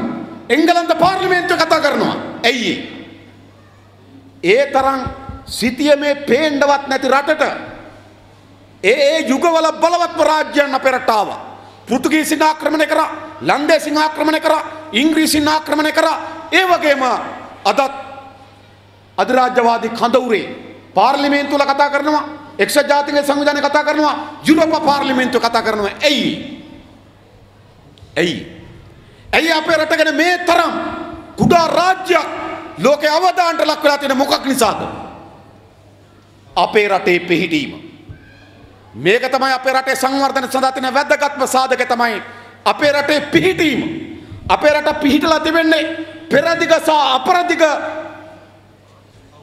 ගැට ගහන සංදිස්ථානයේ තමයි ශ්‍රී ලංකාව තිබෙන්නේ. අපේ ආර්ථිකය ගොඩනැගීමේදී අපිට වැදගත් ලෙස සලකන්න ඕන පිහිටීම. මේ පිහිටීමට තවත් වැදගත් සාධකයක් එකතු වෙනවා. දැන් තායිලන්තේ හරහා දැන් ඇලක් කපනවා තායිලන්තේ මැදින්. මුහුද දෙපැත්ත යාවෙන්න. එතකොට නැව් ගමනාගමන මාර්ගය කිලෝමීටර් 1600කින් අඩු වෙනවා. මෙම වටේ ගිහිල්ලා එන්න ඕන ගමන තායිලන්ත මැදින් එනවා. ඒ නිසා ලංකාව ආසන්නේ තමයි අනාගතේ කාර්යක්ෂම නැව් ගමනාගමනය සිද්ධ වන්නේ. වැඩිම නැව් ගමනාගමනය සිද්ධ වන්නේ ලංකාව ආසන්නේ. ක්‍රායල කියලා කියන තායිලන්තේ කපන එළ. ඒ එළ කපපුවම තවත් පිහිටීම වැදගත් වෙනවා අපේ රටේ. ඒ නිසා අපේ රට ඉතාමත් වැදගත් තැනක පිහිටලා තිබෙනවා. ඒ නිසා තමයි ලෝකේ වරායවල අතර කොළඹ වරාය ලෝකේ 26 වෙනි තැන. කොළඹ වරාය 26 වෙනි තැන. මතක තබා ගන්න. කොළඹ වරාය 27 වෙනි තැන උනේ කොහොමද? ඒ 26 ඇතුලේ චීන වරායවල 8ක් තියෙනවා. ජපන් වරායවල 2ක් තියෙනවා. මැලේසියානු වරායවල 2ක් තිබෙනවා. චීන වරායවල උඩට එනක පිළිගන්න පුළුවන් විශාල ජනගහනයක් වෙන විශාල භාණ්ඩ නිෂ්පාදනය කරනවා. අපි අවුරුද්දකට භාණ්ඩ ගේන්නේ $20 බිලියන 20ක. භාණ්ඩ යවන්නේ $10 බිලියන 10ක. අපි බඩු ගේන එකයි බඩු පටවන එකයි බැලුවොත් අපිට නිකන් ඔලිවිල් වරාය වගේ වරායකුත් ඇති. අපේ රට ගේන බඩුයි අපේ රට යවන බඩුයි තියාගන්න. හැබැයි කොළඹ වරාය වැදගත් වෙලා තියෙන මොකක් නිසාද? ඒකේ පිහිටීම නිසා ප්‍රතිනව් ගත කිරීමේ මධ්‍යස්ථානය තමයි කොළඹ. ඉන්දියාවේ සෑම වරායක්ම තියෙන්නේ කොළඹ වරායට වඩා යටින්. එයි ඉන්දියාව ලොකු රටක්, ලොකු නිෂ්පාදනයක් සිද්ධ වෙනවා. හැබැයි බඩු හමාරුවේදී කොළඹ වරායට වඩා වැඩියෙන් ඉන්දියානු වරායවල වලට වැඩියෙන් භාණ්ඩු හමාරු වෙන්නේ කොළඹ වරාය. නිසා ඉන්දියානු නැවුත් කොළඹ ඇවිල්ලා ප්‍රතිනව් ගත කිරීම තමයි වැඩිපුර කරන්නේ. අපේ රටේ භාණ්ඩ බාණේ වගේ භාණ්ඩ පටවනේ වගේ 26ක් ඉන්දියාවට භාණ්ඩ පටවනේවයි ඉන්දියාවෙන් භාණ්ඩ ගේනේවයි. ප්‍රතිනව් අපේ වරාය කොළඹ වරාය 4/5ක් අද කරන්නේ ඉන්දියානු භාණ්ඩුව මාරු කිරීම. ඇයි වැදගත් අපේ රටේ පිහිටීම මතක තබා ගන්න. ඒ නිසා අපේ රට සංවර්ධන වැදගත් සාධකය තමයි පිහිටීම. 1. 2. දෙවනි සාධකය තමයි අපේ රටේ මානව සම්පත. සිංගප්පූරුවට ගියොත් සිංගප්පූරුවේ 3 වෙනි පරම්පරාවට කියවන්නත් බෑ ලියන්නත් බෑ. 1930 ගණන් වල ඉපදිච්ච අයට සිංගප්පූරුවේ ලියන්න කියවන්න බෑ. ජපානයට ගියොත් ඒගොල්ලන් 3 වෙනි පරම්පරාවට ලියන්න කියන්න බෑ. අපේ රටේ පරම්පරා ගණනාවක් අතර ලියන්න පුළුවන් කියන්න පුළුවන්. අපිට තිබු ඉතිහාසයක් තිබෙනවා. මිහිඳු මහරහතන් වහන්සේගේ ආගමනය සමග බෞද්ධ ආගම පමණක් නෙවෙයි අපේ රටට ආවේ. බෞද්ධ ආගම සමග අධ්‍යාපනයක් ආවා. බෞද්ධ ආගම සමග සංස්කෘතියක් ආවා. බෞද්ධ ආගම සමග ආර්ථික ප්‍රතිපත්තියක් ආවා. බෞද්ධ ආගම සමග කළමනාකරණයක් ආවා. ඒ නිසා දිගු ඉතිහාසයක් අපේ රට අධ්‍යාපනයේ තිබෙනවා. විධිමත් අධ්‍යාපනයක දිගුම ඉතිහාසයක් ලංකාවට හිමිව තිබෙනවා. ඒ නිසා දිගු කාලයක් තිස්සේ අධ්‍යාපනය දෙන ලද දැනුමෙන් පෝෂණය කරන ලද දැනුම් සහිත පරම්පරාවක් අපිට ඉන්නවා. ඒ නිසා ලෝකයේ ඕනෑම රටක ගිහිල්ලා තරඟ කරන්න පුළුවන් ශක්තිමත්ම මානව සම්පතකින් හෙබි රට තමයි ශ්‍රී ලංකාව. ඒක තමයි අපිට දෙවෙනි අවස්ථාව. මිලේනියම් IT කියලා software මුදුකාංග පද්ධතිය හදන මිලේනියම් IT කියන සමාගමක් හැදුවා. ටෝනි කියන මහත්මයා ලංකාවේ. ඒ මිලේනියම් IT කියන මුදුකාංග පද්ධති සමාගම තමයි ඇමරිකාවේ කොටස් වෙළඳපොලේ මුදුකාංග පද්ධතිය හැදුවේ. එංගලන්ත කොටස් වෙළඳපොලේ මුදුකාංග පද්ධතිය හැදුවේ ලංකාවේ මුදුකාංග පද්ධති සමාගමක්. මිලේනියම් IT ඒක අන්තිමට එංගලන්ත කොටස් වෙළඳපොලට විකුණලා දැම්මා. WSO2 කියලා අපේ තියෙන මුදුකාංග පද්ධති සමාගමක්. ලංකාවේ ඉංජිනේරුවන් වැඩ කරන්නේ. ඇමරිකන් එක්සත් ජනපදයේ ආරක්ෂක මණ්ඩලයේ පෙන්ටගනේ මුදුකාංග පද්ධතියෙන් කොටසක් කරේ අපේ WSO2 කියන සමාගම. ඩුබායි රටේ ඊගව්මන්ට් රාජ්‍ය මුදුකාංග පද්ධතියේ කරේ WSO2 කියන සමාගම. ඒ නිසා ලෝකේ තරඟ කරන්න පුළුවන් දෙවන්ත ඥානයකින් ඉන්නේ මිනිස්සුන් ඉන්න අපිට. ඇමරිකන් එක්සත් ජනපදයේ කොන්ත්‍රාත්තුව ගත්තේ ටෙන්ඩර් එක ගත්තේ Google HP වැනි මහා ජාත්‍යන්තර සමාගම් එක තරඟ කරලා අපේ සමාගම් ටෙන්ඩර් එක ගන්න. ඒ නිසා අපිට දියුණු කළ හැකි වර්ධනය කළ හැකි දෙවන්ත මානව සම්පතක් ඉන්නවා. මේක තමයි අපේ රටේ දෙවෙනි වාසනාව අපිට තියෙන්නේ. එක පිහිටීම දෙක මේ මානව සම්පත. තුන්වෙනි සාධකය තමයි ලෝකයේ හැම රටක්ම මුහුණ දීපු අර්බුදයක් තියෙනවා. ඒත් අපි මුහුණ නොදුන් අර්බුදයක්. මොකක්ද ඒක? ලෝකයේ හැම රටක්ම මුහුණ දීපු අර්බුදය තමයි නාගරික ජනාවාසකරණය. ලෝකයේ හැම රටක්ම ධනවාදයේ ආරම්භය ගියේ ඉඳන්ම ගම්මත්තරලා මිනිස්සු නගරයට කේන්ද්‍ර වුණා. සැංගයි චීන ගත්තොත් අවුරුද්දකට ගම්මත්තරලා ජනගහන කෝටි 100ක් නගරවලට එනවා. චීන සැංගයි වලට ගියොත් සැංගයි වල තියෙන වර්ග කිලෝමීටර් 6800යි. ලංකාවේ භූමියෙන් 10න් එකයි චීන සැංගයි. ලංකාවේ භූමියෙන් 10න් එකයි. ජනගහනය 2 කෝටි 50 ලක්ෂයයි. ලංකාවේ ජනගහනයට වඩා වැඩි සැංගයි වල භූමිය ලංකාවේ භූමියෙන් 10න් එකයි. මොකද උනේ? චීනයේ ජනතාව ගම්මත්තරලා නගරයට ආවා. කල්පනා කරලා බලන්න ලංකාවේ භූමියෙන් වගේ 10න් එකක ලංකාවට වඩා වැඩි ජනගහනයක් කළමනාකරණය කරන්නේ කොහොමද? අත පිහලා විසිකර කඩදාසිය, වැසිකිලි පද්ධතිය, ආහාර ටික මේ ටික කළමනාකරණ මාර්ග පද්ධතිය මේ ටික කළමනාකරණය කරන්නේ කොහොමද? ලෝකයේ හැම රටක්ම මුහුණ දුන්නා. ගම්වල මිනිස්සු ගම්මත්තරලා නගරයට ගියා. මේක තමයි ලෝකයේ හැම රටක්ම මුහුණ දීපු අර්බුදේ. අද බොම්බේ ගත්තොත් නාගරික ජනාවාසකරණයෙන් අර්බුදයට ගිහිල්ලා. දිල්ලි ගත්තොත් නාගරික ජනාවාසකරණයෙන් අර්බුදයට ගිහිල්ලා. නිව්යෝක් වල මේ ළඟදී මම පොතක් කියුවා වෛරයේ මිදිපල කියලා. ඒ පොතේ තියෙන ඇමරිකානු ගම්වල ජීවත් වෙච්ච ජනතාව ඒ ගම්මත්තරලා නගරවලට කේන්ද්‍ර වෙනකොට නිව්යෝක් නගරේ කරා එනකොට ලක්ෂ ගණන් මිය ගිහිල්ලා තමයි නගරවලට මිනිස්සු ඇවිල්ලා තිබෙන්නේ. අපේ ගියාද ගම්මත්තරලා කොළඹ මිනිස්සු? මේ බුත්තලය ගම්මත්තරලා කොළඹ ගියාද? වෙල්ලවායය ගම්මත්තරලා කොළඹ ගියාද? නෑ. ලෝකේ හැම රටක්ම මුහුණ දුන්නා. නාගරික ජනාවාසකරණ ගම්මත්තරලා නගරයට ගියා. අපේ මිනිස්සු ගම්මත්තරලා ගියේ නෑ. මම මේ ළඟදී පොළොන්නරුවේ ගියා. පොළොන්නරුවේ ගිරිතලේ වැවපාල බිල්බෝඩ් එකක් දැන්වීම් පුවරක් තියෙනවා. මොකද්ද? කොළඹ ගෙවල් වගේක් තියෙනවා විකුණන්න. පොළොන්නරුවේ දැන්වීම් පුවර මොකද්ද? කොළඹින් ගෙයක් අරන් දාමු. කොළඹ පදිංචියට යමු නෙවෙයි. දැන් කාට හරි කිව්වොත් බුත්තල යමු කොළඹ පදිංචියට අත උසන්න කවුරුත් ඉඳීද? මම අහන්න එකයි. යමු කොළඹ පදිංචියට වැල්ලවාය කාට හරි කිව්වොත් යමු කොළඹ පදිංචියට. කොළඹ පදිංචියට වැල්ලවාය නෙවෙයි. පුතා ඉන්නවනම් අම්මා ඇවිල්ලා ඉන්න කැමති නෑ කොළඹ. මේකයි ඇත්ත කතාව. ඒ නිසා ලෝකේ හැම රටක්ම මුහුණ දීපු අර්බුදයක් තමයි ගම්වල ජනතාව නගරයට ගලාගෙන යාම. අපේ රටේ නාගරික ජනාවාසකරණය සිද්ධුනේ නෑ. ගම් අත්තරලා මිනිස්සු නගරයට සේන්දුනේ නෑ. අදත් කොළඹ පිරලා ඉන්නේ ගමේ මිනිස්සුන්ගේ. බැරි වෙලාවක් දින 4ක නිවාඩුවක් આવත් කොළඹට තේ එකක් බොන්න කඩයක් නෑ මතක තියාගන්න.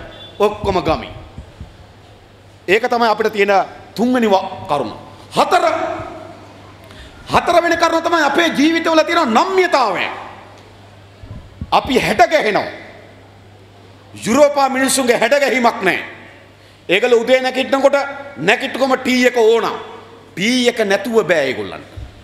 ඒගොල්ලෝ සිකුරාදා හැමදාම සවසට යනවා එළියට කන්න. එහෙම නෑ කියලා එකක් නෑ ඒගොල්ලන්ට.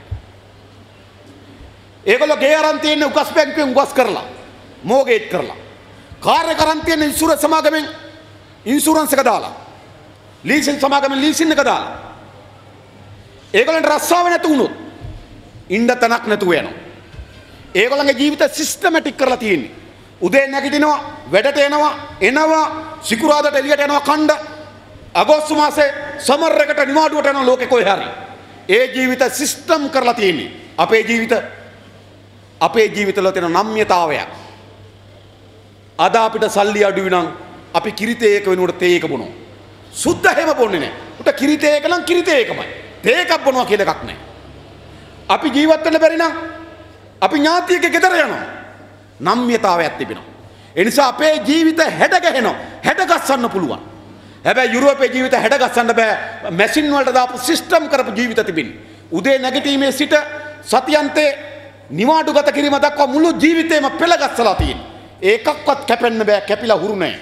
අපේ ජීවිතේම නෙවෙයි. කන්න සාරවත් වෙනකොට ජීවිතේ වෙනස් වෙනවා. කන්න හිග වෙනකොට ආයේ ජීවිතේ වෙනස් වෙනවා. මෙහෙම නෙවෙයිද අපේ ජීවිතේ. අපිට නම්‍යතාවයක් තිබෙන ඒ තිබෙන අරුබුදයන්ට අනුව අපි හැඩ ගැහෙනවා. ඒක තමයි රටක් සංවර්ධනයේ වැදගත් සාධකයක්. එනිසා මේ කරුණු හතර මත පදනම්ව තමයි අපේ රට මේ සංවර්ධනය කළ හැකි වන්නේ. අපේ රටේ පිහිටීම, අපේ රටේ මානව සම්පත, අපේ රටේ ජනගහනය කොළඹට සංකේන්ද්‍ර නොවීම සාපේ ජනතාවගේ තිබෙන නම්‍යතාවය, ජීවිතවල හැඩ ගැහෙන්න තියෙන පුරුද්ද, වෙනස් වෙන්න තියෙන පුරුද්ද, මේකෙන් අපේ රට හදන්න පුළුවන්. එහෙනම් කොහොමද මේකෙන් හදන්නේ? අන්න ඒ හැදීමේදී තමයි හම්බන්තොට වරාය වැදගත් වෙන්නේ. හැබැයි මේගොල්ලෝ මේක හදන්නේ කොහොමද? අපේ රටේ පිහිටීම වැදගත් වෙන වරාය නිසා. හැබැයි චන්ද්‍රිකාගේ ආණ්ඩුව මොකද කරේ? අපිට තිබුණ රැගින ජැටිය ඉතාමත් වැඩියෙන් කොළඹ නගරේ, කොළඹ වරායේ බහලුන් හොමාරු කරපු ජැටිය, රැගින ජැටිය. ඒක වික්ක PNO කියන සමාගමට චන්ද්‍රිකා. ඊට පස්සේ මහින්ද රාජපක්ෂ කොළඹ දකුණු වරාය සංවර්ධනය කියලා ජැටිය, දකුණු කොළඹ ජැටිය, ඒක දුන්නා චීනට මහින්ද රාජපක්ෂ. දැන් රනිල් වික්‍රමසිංහල සැලසුම් කළ තිබෙනවා කොළඹ වරාය ඉතුරු වෙලා තියෙන ප්‍රධානම ජැටිය, නැගෙනහිර ජැටිය චීනට විකුණන්න. ඒ කියන්නේ මොකද්ද? කොළඹ වරාය මුළුමනින්ම අත්හරිනවා. ජැටි අත්හැරියේ, රැජිනා ජැටි අත්හැරියා චන්ද්‍රිකා PNO සමාගමට. දකුණු ජැටි අත්හැරියා මහින්ද චීන සමාගමට. නැගෙනහිර ජැටි අත්හරින්න හදනවා දැන් රනිල් වික්‍රමසිංහ ඉන්දියානු සමාගමකට. දැන් ටෙන්ඩරේ දාලා තිබෙන්නේ. ඊළඟ තමයි වරාය, හම්බන්තොට වරාය. හම්බන්තොට වරාය බහණ්ඩ හුවමාරුව පිළිබඳ ප්‍රශ්නයක් තියෙනවා. ඒක කොහොම සංවර්ධනය කරන්න කියලා අපි සලස්මක් හදන්න. හැබැයි හම්බන්තොට වරාය වැදගත්ම සාධක තමයි නැව් තෙල් අංශය, නැව් වලට තෙල් ගහන එක. අපේ තෙල් සංස්ථාවට තිබුණ නැව් තෙල් අංශය. ඒ නැව් තෙල් අංශය රනිල් වික්‍රමසිංහ 2003 අවුරුද්දේදී මැරයින් කා සර්විස් එකක් කියලා කැඩුවා මේ ටික. ඒ කියන්නේ අපේ තෙල් සංස්ථාව සතු තිබුණ නැව් තෙල් අංශය. ඒකට ගබඩා ටික තිබ්බා. ඒකට ගබඩා තිබ්බා කොළඹ වරායේ. ටැංකි 8ක් තිබ්බා. රනිල් වික්‍රමසිංහ මොකද කරේ? කොළඹ වරායේ නැව් තෙල් අංශයත් මේ ටැංකි 8ත් ජෝන් කීල්ස්ට වික්කා. ඒක විකුණුවට බලශක්තිය ඇමති කරු ජයසූරිය. විකුණන්නේ මිලින්ද මොරගොඩ.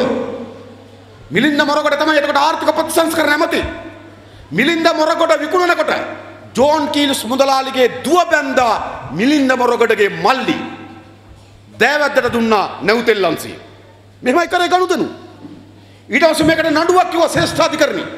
ශ්‍රේෂ්ඨාධිකරණේ නඩුවෙන් කිව්වා රනිල් වික්‍රමසිංහලා කොළඹ නැව් තෙල් අංශයක් ගබඩා ටිකක් විකිණීම වැරදි කියලා සරත් එන්සිල්ල මහත්තයා තීන්දුවක් දීලා කිව්වා නැවත පවර ගන්න කිව්වා. එතකොට වරාය ඇමති චමල් රාජපක්ෂ වරායට තමයි තෙල් ටැංකි 8 අයිතිව තිබුණේ. තෙල් ඇමති පෞසි ජනාධිපති මහින්ද මොකද කරේ? ඒ නැව් තෙල් අංශයෙන් නැවත තෙල් සංස්ථාවට පවරන වෙනකොට සමාගම් 4කට වික්කා. ජෝන් කීල්ස් මුදලාලි, හේලිස් ඇතුළු සමාගම් 4කට වික්කා නැව් තෙල් අංශය. ඒ නිසා කොළඹ වරායේ නැව් වලට තෙල් ගහන වැදගත්ම අංශය 2003 වික්කා. නැවත නඩුවකින් ආණ්ඩුවට ආවා. රාජපක්ෂලා නැවත වික්කා. හම්බන්තොට වරායේ වැදගත්ම සාධකය ඔතන තිබෙන්නේ. හම්බන්තොට මුහුදු තීරයේ ආසන්න වශයෙන් ගත්තොත් දවසකට නැව් 400ක් යනවා. ඕකෙන් 10%කට ඒකේ නැව් 40කට තෙල් ගැහුවා. සාමාන්‍යයෙන් නැව්වකට තෙල් ගහන මෙට්‍රික් ටන් 4 සිට 8 දක්වා. 4 8 විශාල ප්‍රමාණයකින් නැවකට තෙල් ගන්න අපි හිතුවොත් මෙට්‍රික් ටන් 1000යි කියලා හිතුවොත්. මෙට්‍රික් ටන් 1000යි කියලා හිතුවොත්. එහෙනම් එක මෙට්‍රික් ටන් එකකින් ලාභය තියෙනවා ඩොලර් 15ක්. එනිසා එක නැවකින් ලාභය ඩොලර් 15000යි. නැව් 40කට ගහපුවාම ඩොලර් ලක්ෂ 6යි. දවසකට හම් වෙනවා ඩොලර් ලක්ෂ 6ක ලාභය. මාසෙට ඩොලර් මිලියන 18යි. අපි සුද්දට විකුණන්නේ කීයද? මාසෙට මෙම තෙල් නැව් තෙල් අංශයේ ලාභය ඩොලර් මිලියන 18යි. අපි විකුණන්නේ කීයද? නැව් තෙල් අංශය තක්සේරු කරලා තියෙන්නේ ඩොලර් මිලියන 120යි. චීනට අපි දෙනවා ඒ ගබඩා ටිකත් නැව් වලට තෙල් ගැහිමේ අයිතියක් දෙනවා අවුරුදු 99කට. කීයද ඒ කොටසේ ඇස්තමේන්තුව ඩොලර් මිලියන 120යි. හැබැයි නැව් වලට තෙල් ගාලා මාසේ ලාභය ඩොලර් මිලියන 18යි. ඒ කියන්නේ මාස 7ක් යනකොට ලාභය උපයන්න පුළුවන්. බඩු බාන කොටස ගැන වෙනම සංවර්ධන උපාය මාර්ගයක් හදමු. එනිසා තමයි තෙල් සංස්ථාවේ සේවක සේවිකාවන් කිව්වේ මේක විකුණන්න එපා. නැව් තෙල් අංශය පවරන තෙල් සංස්ථාවට අපි කරගෙන යන්නම්. ඒ මුණනම් තෙල් සංස්ථාව ලාභ ලබනවා. තෙල් සංස්ථාව ලාභ ලබනවා නම් තමුන්නාන්සේලාගේ කුඹුර අහා ගන්න යන වියදම අඩු වෙනවා. ඒ ට්‍රැක්ටර් ගාස්තු අඩු වෙනවා, තෙල් ගාස්තු අඩු වෙනවා. තමුන්නාන්සේගේ ප්‍රවාහන ගාස්තු අඩු වෙනවා. රටේ සංවර්ධනයේ තෙල් මිල ඉහළ යාම සැලකියුතු බලපෑමක් කරනවා. එනිසා සංවර්ධනයේදී ආර්ථික ඉදිරියට යාමේදී තෙල් මිල අඩුවීම වැදගත් සාධකයක් ඇති කරනවා. මොකද්ද කරේ? මේක විකුණලද රනිල් වික්‍රමසිංහ. මේකනේ සිද්ධ කරේ. වික්ක විතරක් නෙමෙයි මොකද්ද කිව්සුමේ ගහන්නේ. හම්බන්තොට වරායේ සිට දකුණට කිලෝමීටර් 100ක් වෙරළ දිග. වමට කිලෝමීටර් 100ක් වෙරළ දිග. එන හම්බන්තොට වරායේ සිට කිලෝමීටර් 100 දෙපසට ඒකද කිලෝමීටර් 200ක් හම්බන්තොට වරායෙන් කරන කිසිදු කාර්යයක් යලි ලංකාවට කරන්න බෑ. හොඳද කිව්සුම? හොඳද? දැන් හම්බන්තොට වරායෙන් තෙල් ගහනවා. අපි හිතමු හම්බන්තොට වෙනකොට දික්වැල්ල හරියෙන් තෙල් ගහමු කියලා හිතමු. අපිට තෙල් ගහන්න බෑ.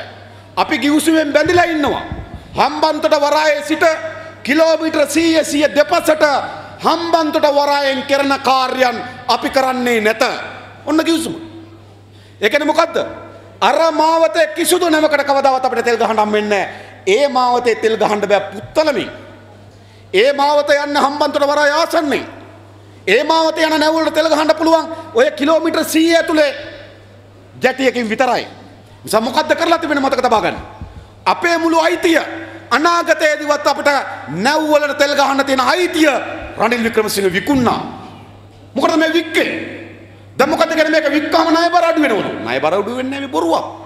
කොහෙද රනිල් වික්‍රමසිංහ අපිට කියන්නේ ණය බර අඩු වෙන විදිය? මොකද්ද කරන්නේ? මේක හදන්න ගියා ඩොලර් මිලියන 1380ක් හදන්න ගියා. හදන්න ගත්තු ණය ඩොලර් මිලියන 1380යි. ඊට අපි වරායට යට කර අක්කර 400ක්. ඒ අක්කර 400යි. මේකත් එක තව අක්කර 3000ක් 2950ක් අක්කර 2950කුයි. නැව්තෙල් අංශයයි. මේ සියලු බිස්නස් එකයි අවුරුදු 15ක් යනකම් වරායට බදු නැහැ. අවුරුදු 15 අපිට ගෙවුවට පරිප්පු වලට සීනි වලට බදු. චීනගේ වරායට අවුරුදු 15ක් යනකම් බදුත් නැහැ. මේ ඔක්කොම කරලා මේක වික්කේ කීයටද? ණය ගත්ත මිලියන 1380ක් වික්කේ මිලියන 1120ට හදන්න ගියපු වියදමවත් නැහැ. හැදුවේ මීට අවුරුදු 5කට කලින් බැංකු පොලි අනුපාතයකට බැලුවත් දැන් හදන්න ගියා වගේ 12ට බැලුවත් හදන්න ගියා වගේ තව භාගයකින් වැඩි වෙලා තියෙනවා. මිලියන 1380ක් ගියා නම් මිලියන 700කින් දැන් ගාණ වැඩි වෙලා තියෙනවා. ඒ හැදුවේ අවුරුදු 5කට කලින්. දැන් හැදීමේ කුලිය විතරක් මිලියන 2000ක් විතර වෙනවා. හැබැයි අපි අක්කර 2950ක් වරායට යට කරපු අක්කර 400ක් මේ සියල්ල දෙන්නේ මිලියන 1120ට ඇස් මේකේ තක්සේරුව හදන කොටත් රනිල්ල හොරකම් කරා. එනිසා අපේ රටේ සංවර්ධනයේ තියෙන වැදගත්ම සාධක විකුණන එක තමයි රනිල් වික්‍රමසිංහලාගේ ප්‍රතිපත්තිය බවට පත් වෙලා තිබෙන්නේ. එනිසා අපිට අවශ්‍ය වෙලා තියෙන කුමක්ද? මේ ප්‍රතිපත්තිය ඉස්සරහට යන්න පුළුවන් ද අපිට මුනාසරකින් අහන්නේ.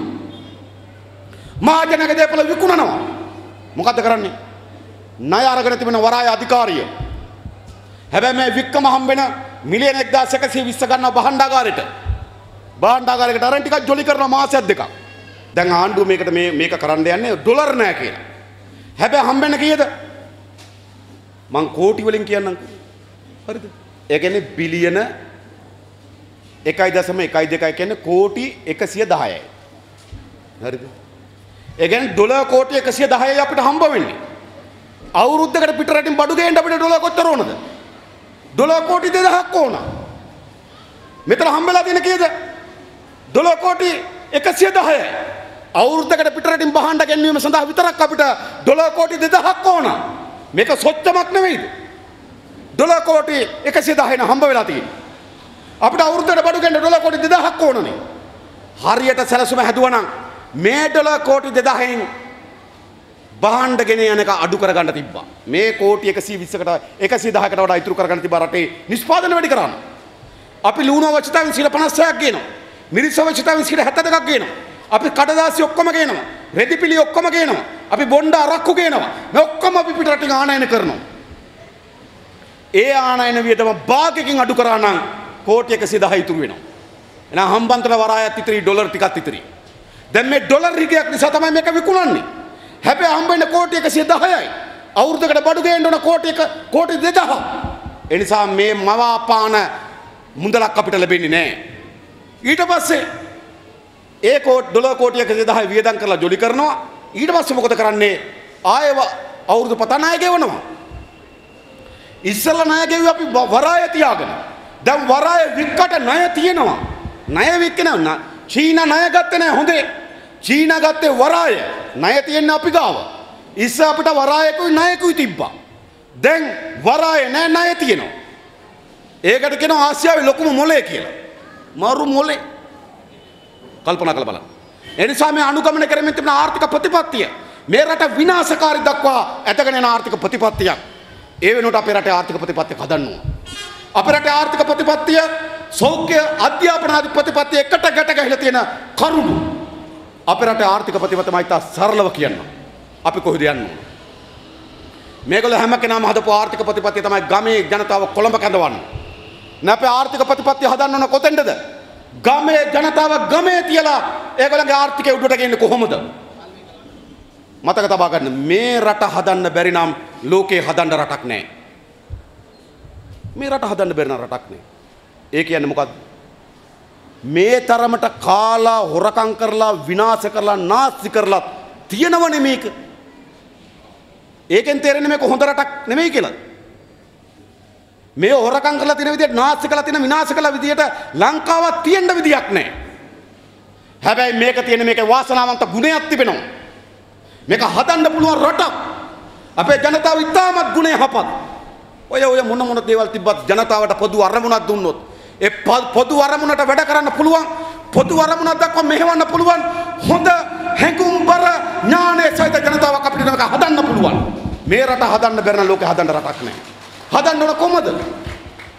ගමේ ඉන්න ජනතාව කොළඹට කැඳවලානේ පෝට් සිටි හදනවා. අක්කර 600ක් කොළඹ අලුතෙන් එනවා. ඕකේ වැසිකිලි පද්ධතිය, ඕකට වතුර ටික, ඕකේ කුණු ටික ගෙනියන්නේ කොහාද? දැන් තියෙන කුණු ටික ගෙනියන්න දරක් නැහැ. පෝට් සිටියේ කුණු කොහටද ගෙනියන්නේ? ඒතන නෙවෙයි ජනතාව එතෙන්ට කැඳවන එක නෙවෙයි තියෙන්නේ. රටේම තියෙන කුණු කොළඹ කැඳවන එක නෙවෙයි. රටේ සංවර්ධනය ව්‍යාප්ත කරන්න ඕන.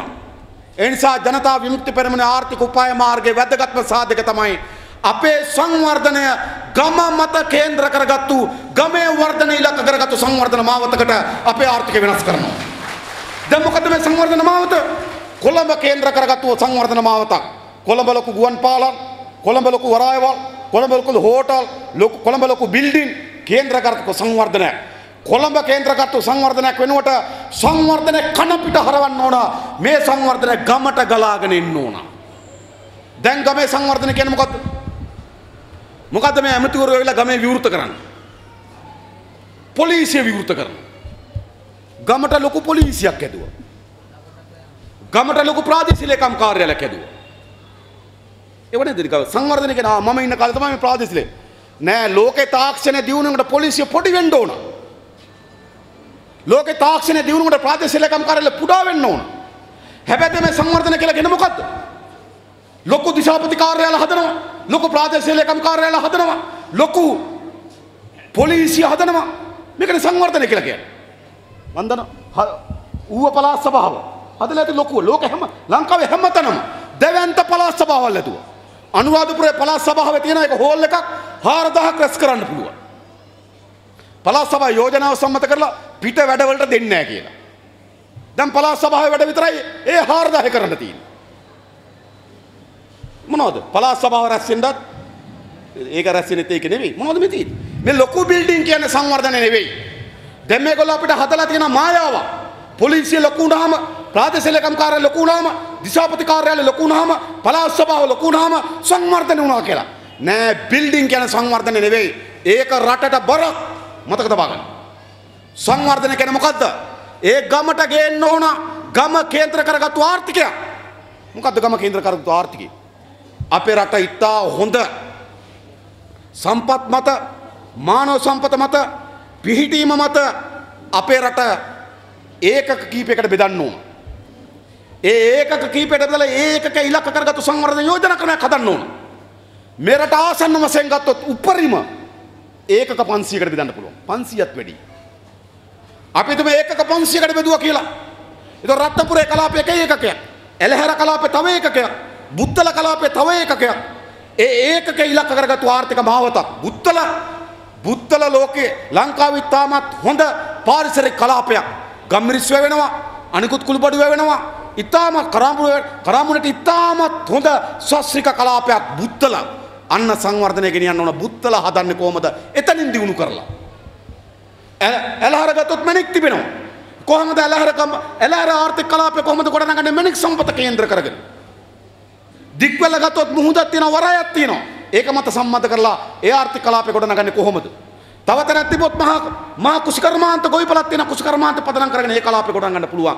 අපේ රට ඉතා වැදගත් ආර්ථික කලාප කීපයකට බෙදලා ඒ හැම ආර්ථික කලාපයකටම සංවර්ධන සලස්මක් හදලා රටේ ජන ජීවිතය ඉදිරියට ගෙන යන නව ආර්ථික ගමනකට අපේ රට පරිවර්තනය කරන්න ඕන. මේ රට හදන්න පුළුවන්. ඔතරදී ඊට පස්සේ ගම කේන්ද්‍ර කරගත්තු ආර්ථිකයක් ඊළඟ ජාතික වශයෙන් අවශ්‍යතා කේන්ද්‍ර කරගත්තු ආර්ථිකයක් හැදින්න ඕන. ඒක අපිට මහා කර්මාන්ත වලට යන්න බෑ. මතක තබා ගන්න. මම කලින් කිව්වා අපිට කාර් හදන්න බෑ. අපිට කාර් හදලා යුරෝපේ කාර් එක තරම් කරන්න බෑ. ඒක වැරදි. හැබැයි අපිට මූලික ප්‍රාථමික නිෂ්පාදන වලට යන්න පුළුවන්. අපිට අවශ්‍ය වෙන රෙදි පිළිට අපේ රටේ හදාගන්න බැරිද? මේ ඇඳගෙන ඉන්න හැම රෙද්දක්ම පිටරටින් ගෙන ආපුවා.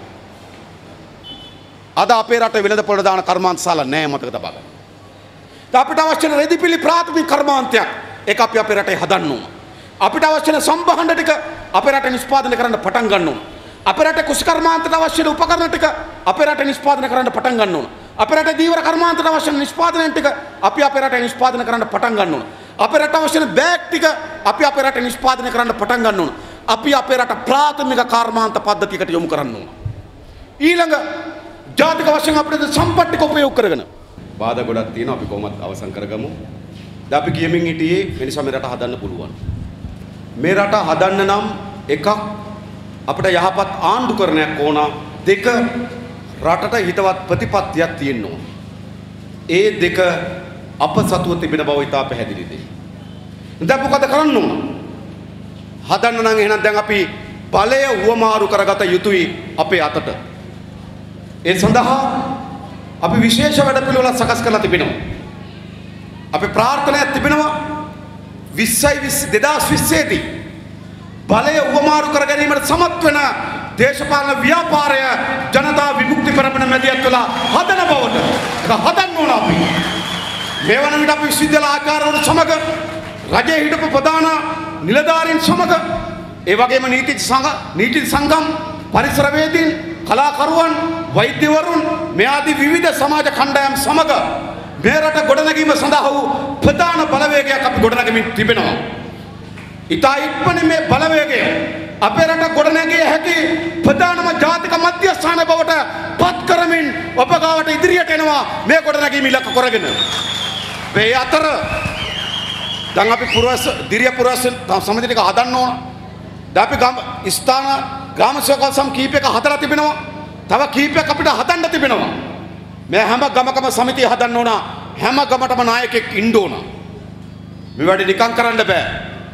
ඔගොල්ලෝ කිසිසේත්ම කල්පනා කරන්න එපා. ඒගොල්ලෝ බලය ලේසියෙන් අත්තරින්නේ නැහැ. නිකන් අත්තරින්නේ බලය. දැන් අපි දැක්කා මේ ගිවිසුම අත්සන් කරන වෙලාවේදී රනිල් වික්‍රමසිංහලා මෛත්‍රීපාල හැසුරුණු විදිය. තෙල් සංස්ථාවේ සේවකීන්ට කිව්වා මෛත්‍රීපාල සිරිසේන මහත්මයා මෙම ගිවිසුම සෙනසුරුවාදා අත්සන් කරන්නේ නැහැ. අඟහරුවාදා සාකච්ඡාවක් ලබා දෙන්නම්. ජනාධිපතිවරයාත් වරාය බාර ඇමති මහින්ද සමරසිංහත් තෙල් බාර ඇමති අර්ජුන රණතුංගත් විකුණන ඇමති මලික් සමරවික්‍රමත් එක්ක මලික් සමරවික්‍රමයි මහින්ද සමරසිංහයි අර්ජුන රණතුංගයි මෛත්‍රීපාල සිරිසේන ජනාධිපතිවරයයි එක් වෙලා මේ තෙල් සංස්ථාව ගෙනපු යෝජනා සාකච්ඡා කරමු කිව්වා. කවද්ද? පළවෙනි අඟහරුවාදා. හැබැයි 20 විකුණනවා. කතාවක් තිබ්බා මේ රටේ මෛත්‍රීපාල සිරිසේන ජනාධිපති කියන්නේ රූකඩයක්ද කියලා. පොඩි සැකයක් තිබ්බා. හැබැයි ජනාධිපති සාකච්ඡාවක් දෙනවා පළවෙනිදා කියනකොට අගමැති 29 වෙනිදා විකුණනවා. ඒ නිසා මෛත්‍රීපාල සිරිසේන ඔප්පු කරලා ඉවරයි.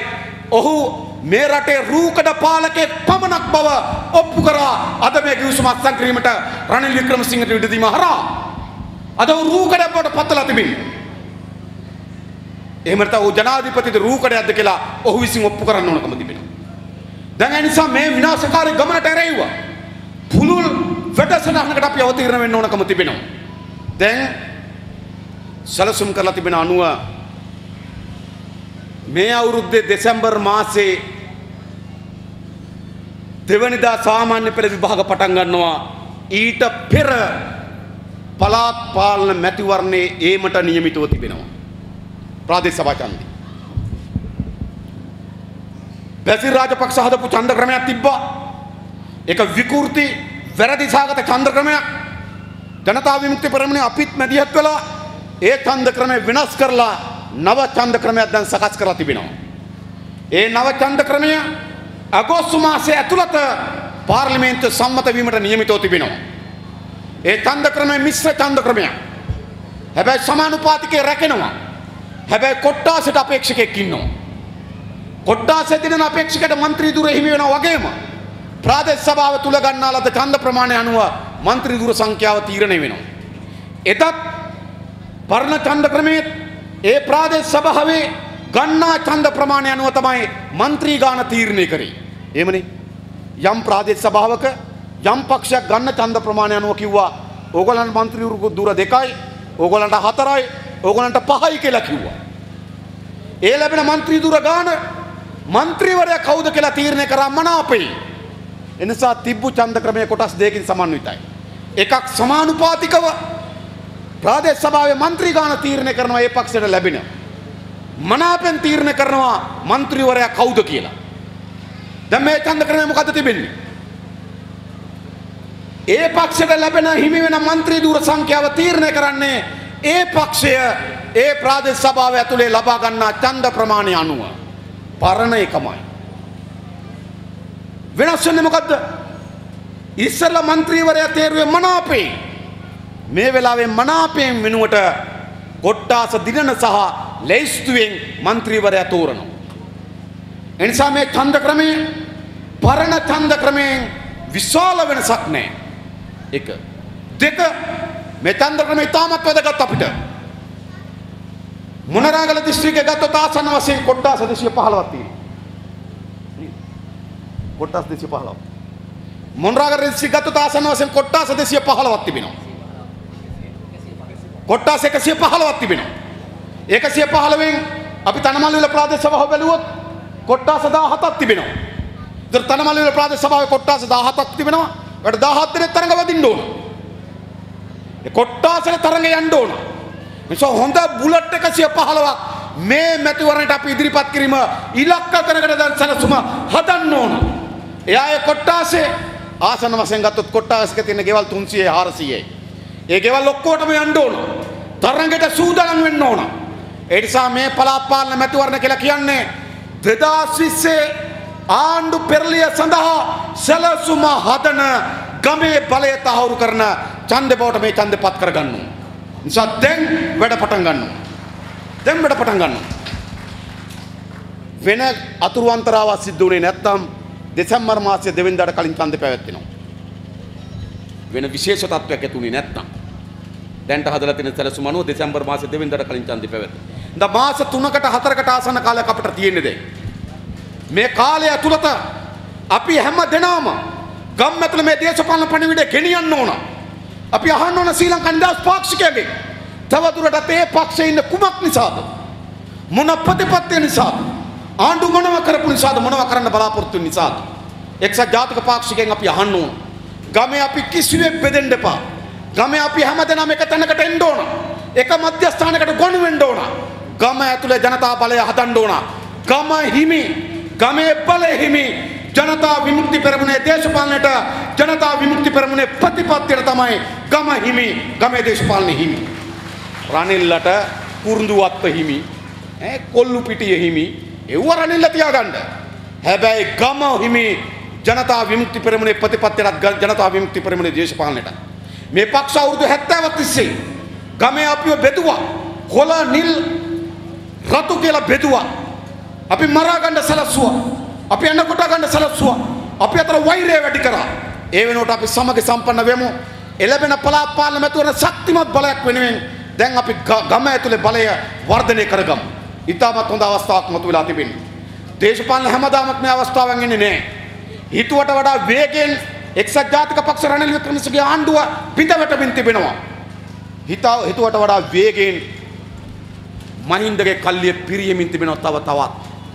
ඒ නිසා මේ රටේ ජනතාවට තියෙන ඒකායන මාවත එකම බලාපොරොත්තුව මේ රටේ සහ මේ රටේ ජනතාවගේ සහ අපේ දරුවන්ගේ එකම අනාගතය පැවරී තිබෙන්නේ ජනතා විමුක්ති පෙරමුණ ඔබ අප වෙත මේ රටේ ජනතාවගේ අනාගතය පැවරලා තිබෙනවා. අපි සූදානම් වෙන්න ඕන. ඒකට අපි මේ දේ කරන්න ඕන. අපි මේ දේ කරන දේ ගැන අපේ දරුවන් කතා කරයි. අපේ දරුවන්ගේ දරුවන් අපි විසින් මේ කරන කාර්ය පිළිබඳව වඩාත් වැඩි අත්දැකීම් සහිත වඩාත් වැඩි දැනුම සහිත පරම්පරාවක් බවට පත් වෙයි. එනිසා අපේ දරුවන්ගෙන් අපේ දරුවන්ගේ දරුවෝ අහයි මේ යුගයේ අපි කරේ මොකද්ද කියලා. නිසා අපේ දරුවන්ගේ දරුවන්ට මේ යුගයේ අපි කරන ලද කාර්යභාරය 1918 ඌව වෙල්ලස නැගිටීමේදී තමුන්නාන්සේලාගේ මුතුන් මිත්තන් ගැන අපි අද කතා කරනවා. අපි අපේ පරම්පරාවේ අය අපේ අම්මලා තාත්තලාගෙන් ඇහුවා ඕගොල්ලන්ගේ අත්තලා මොකද කරේ කියලා.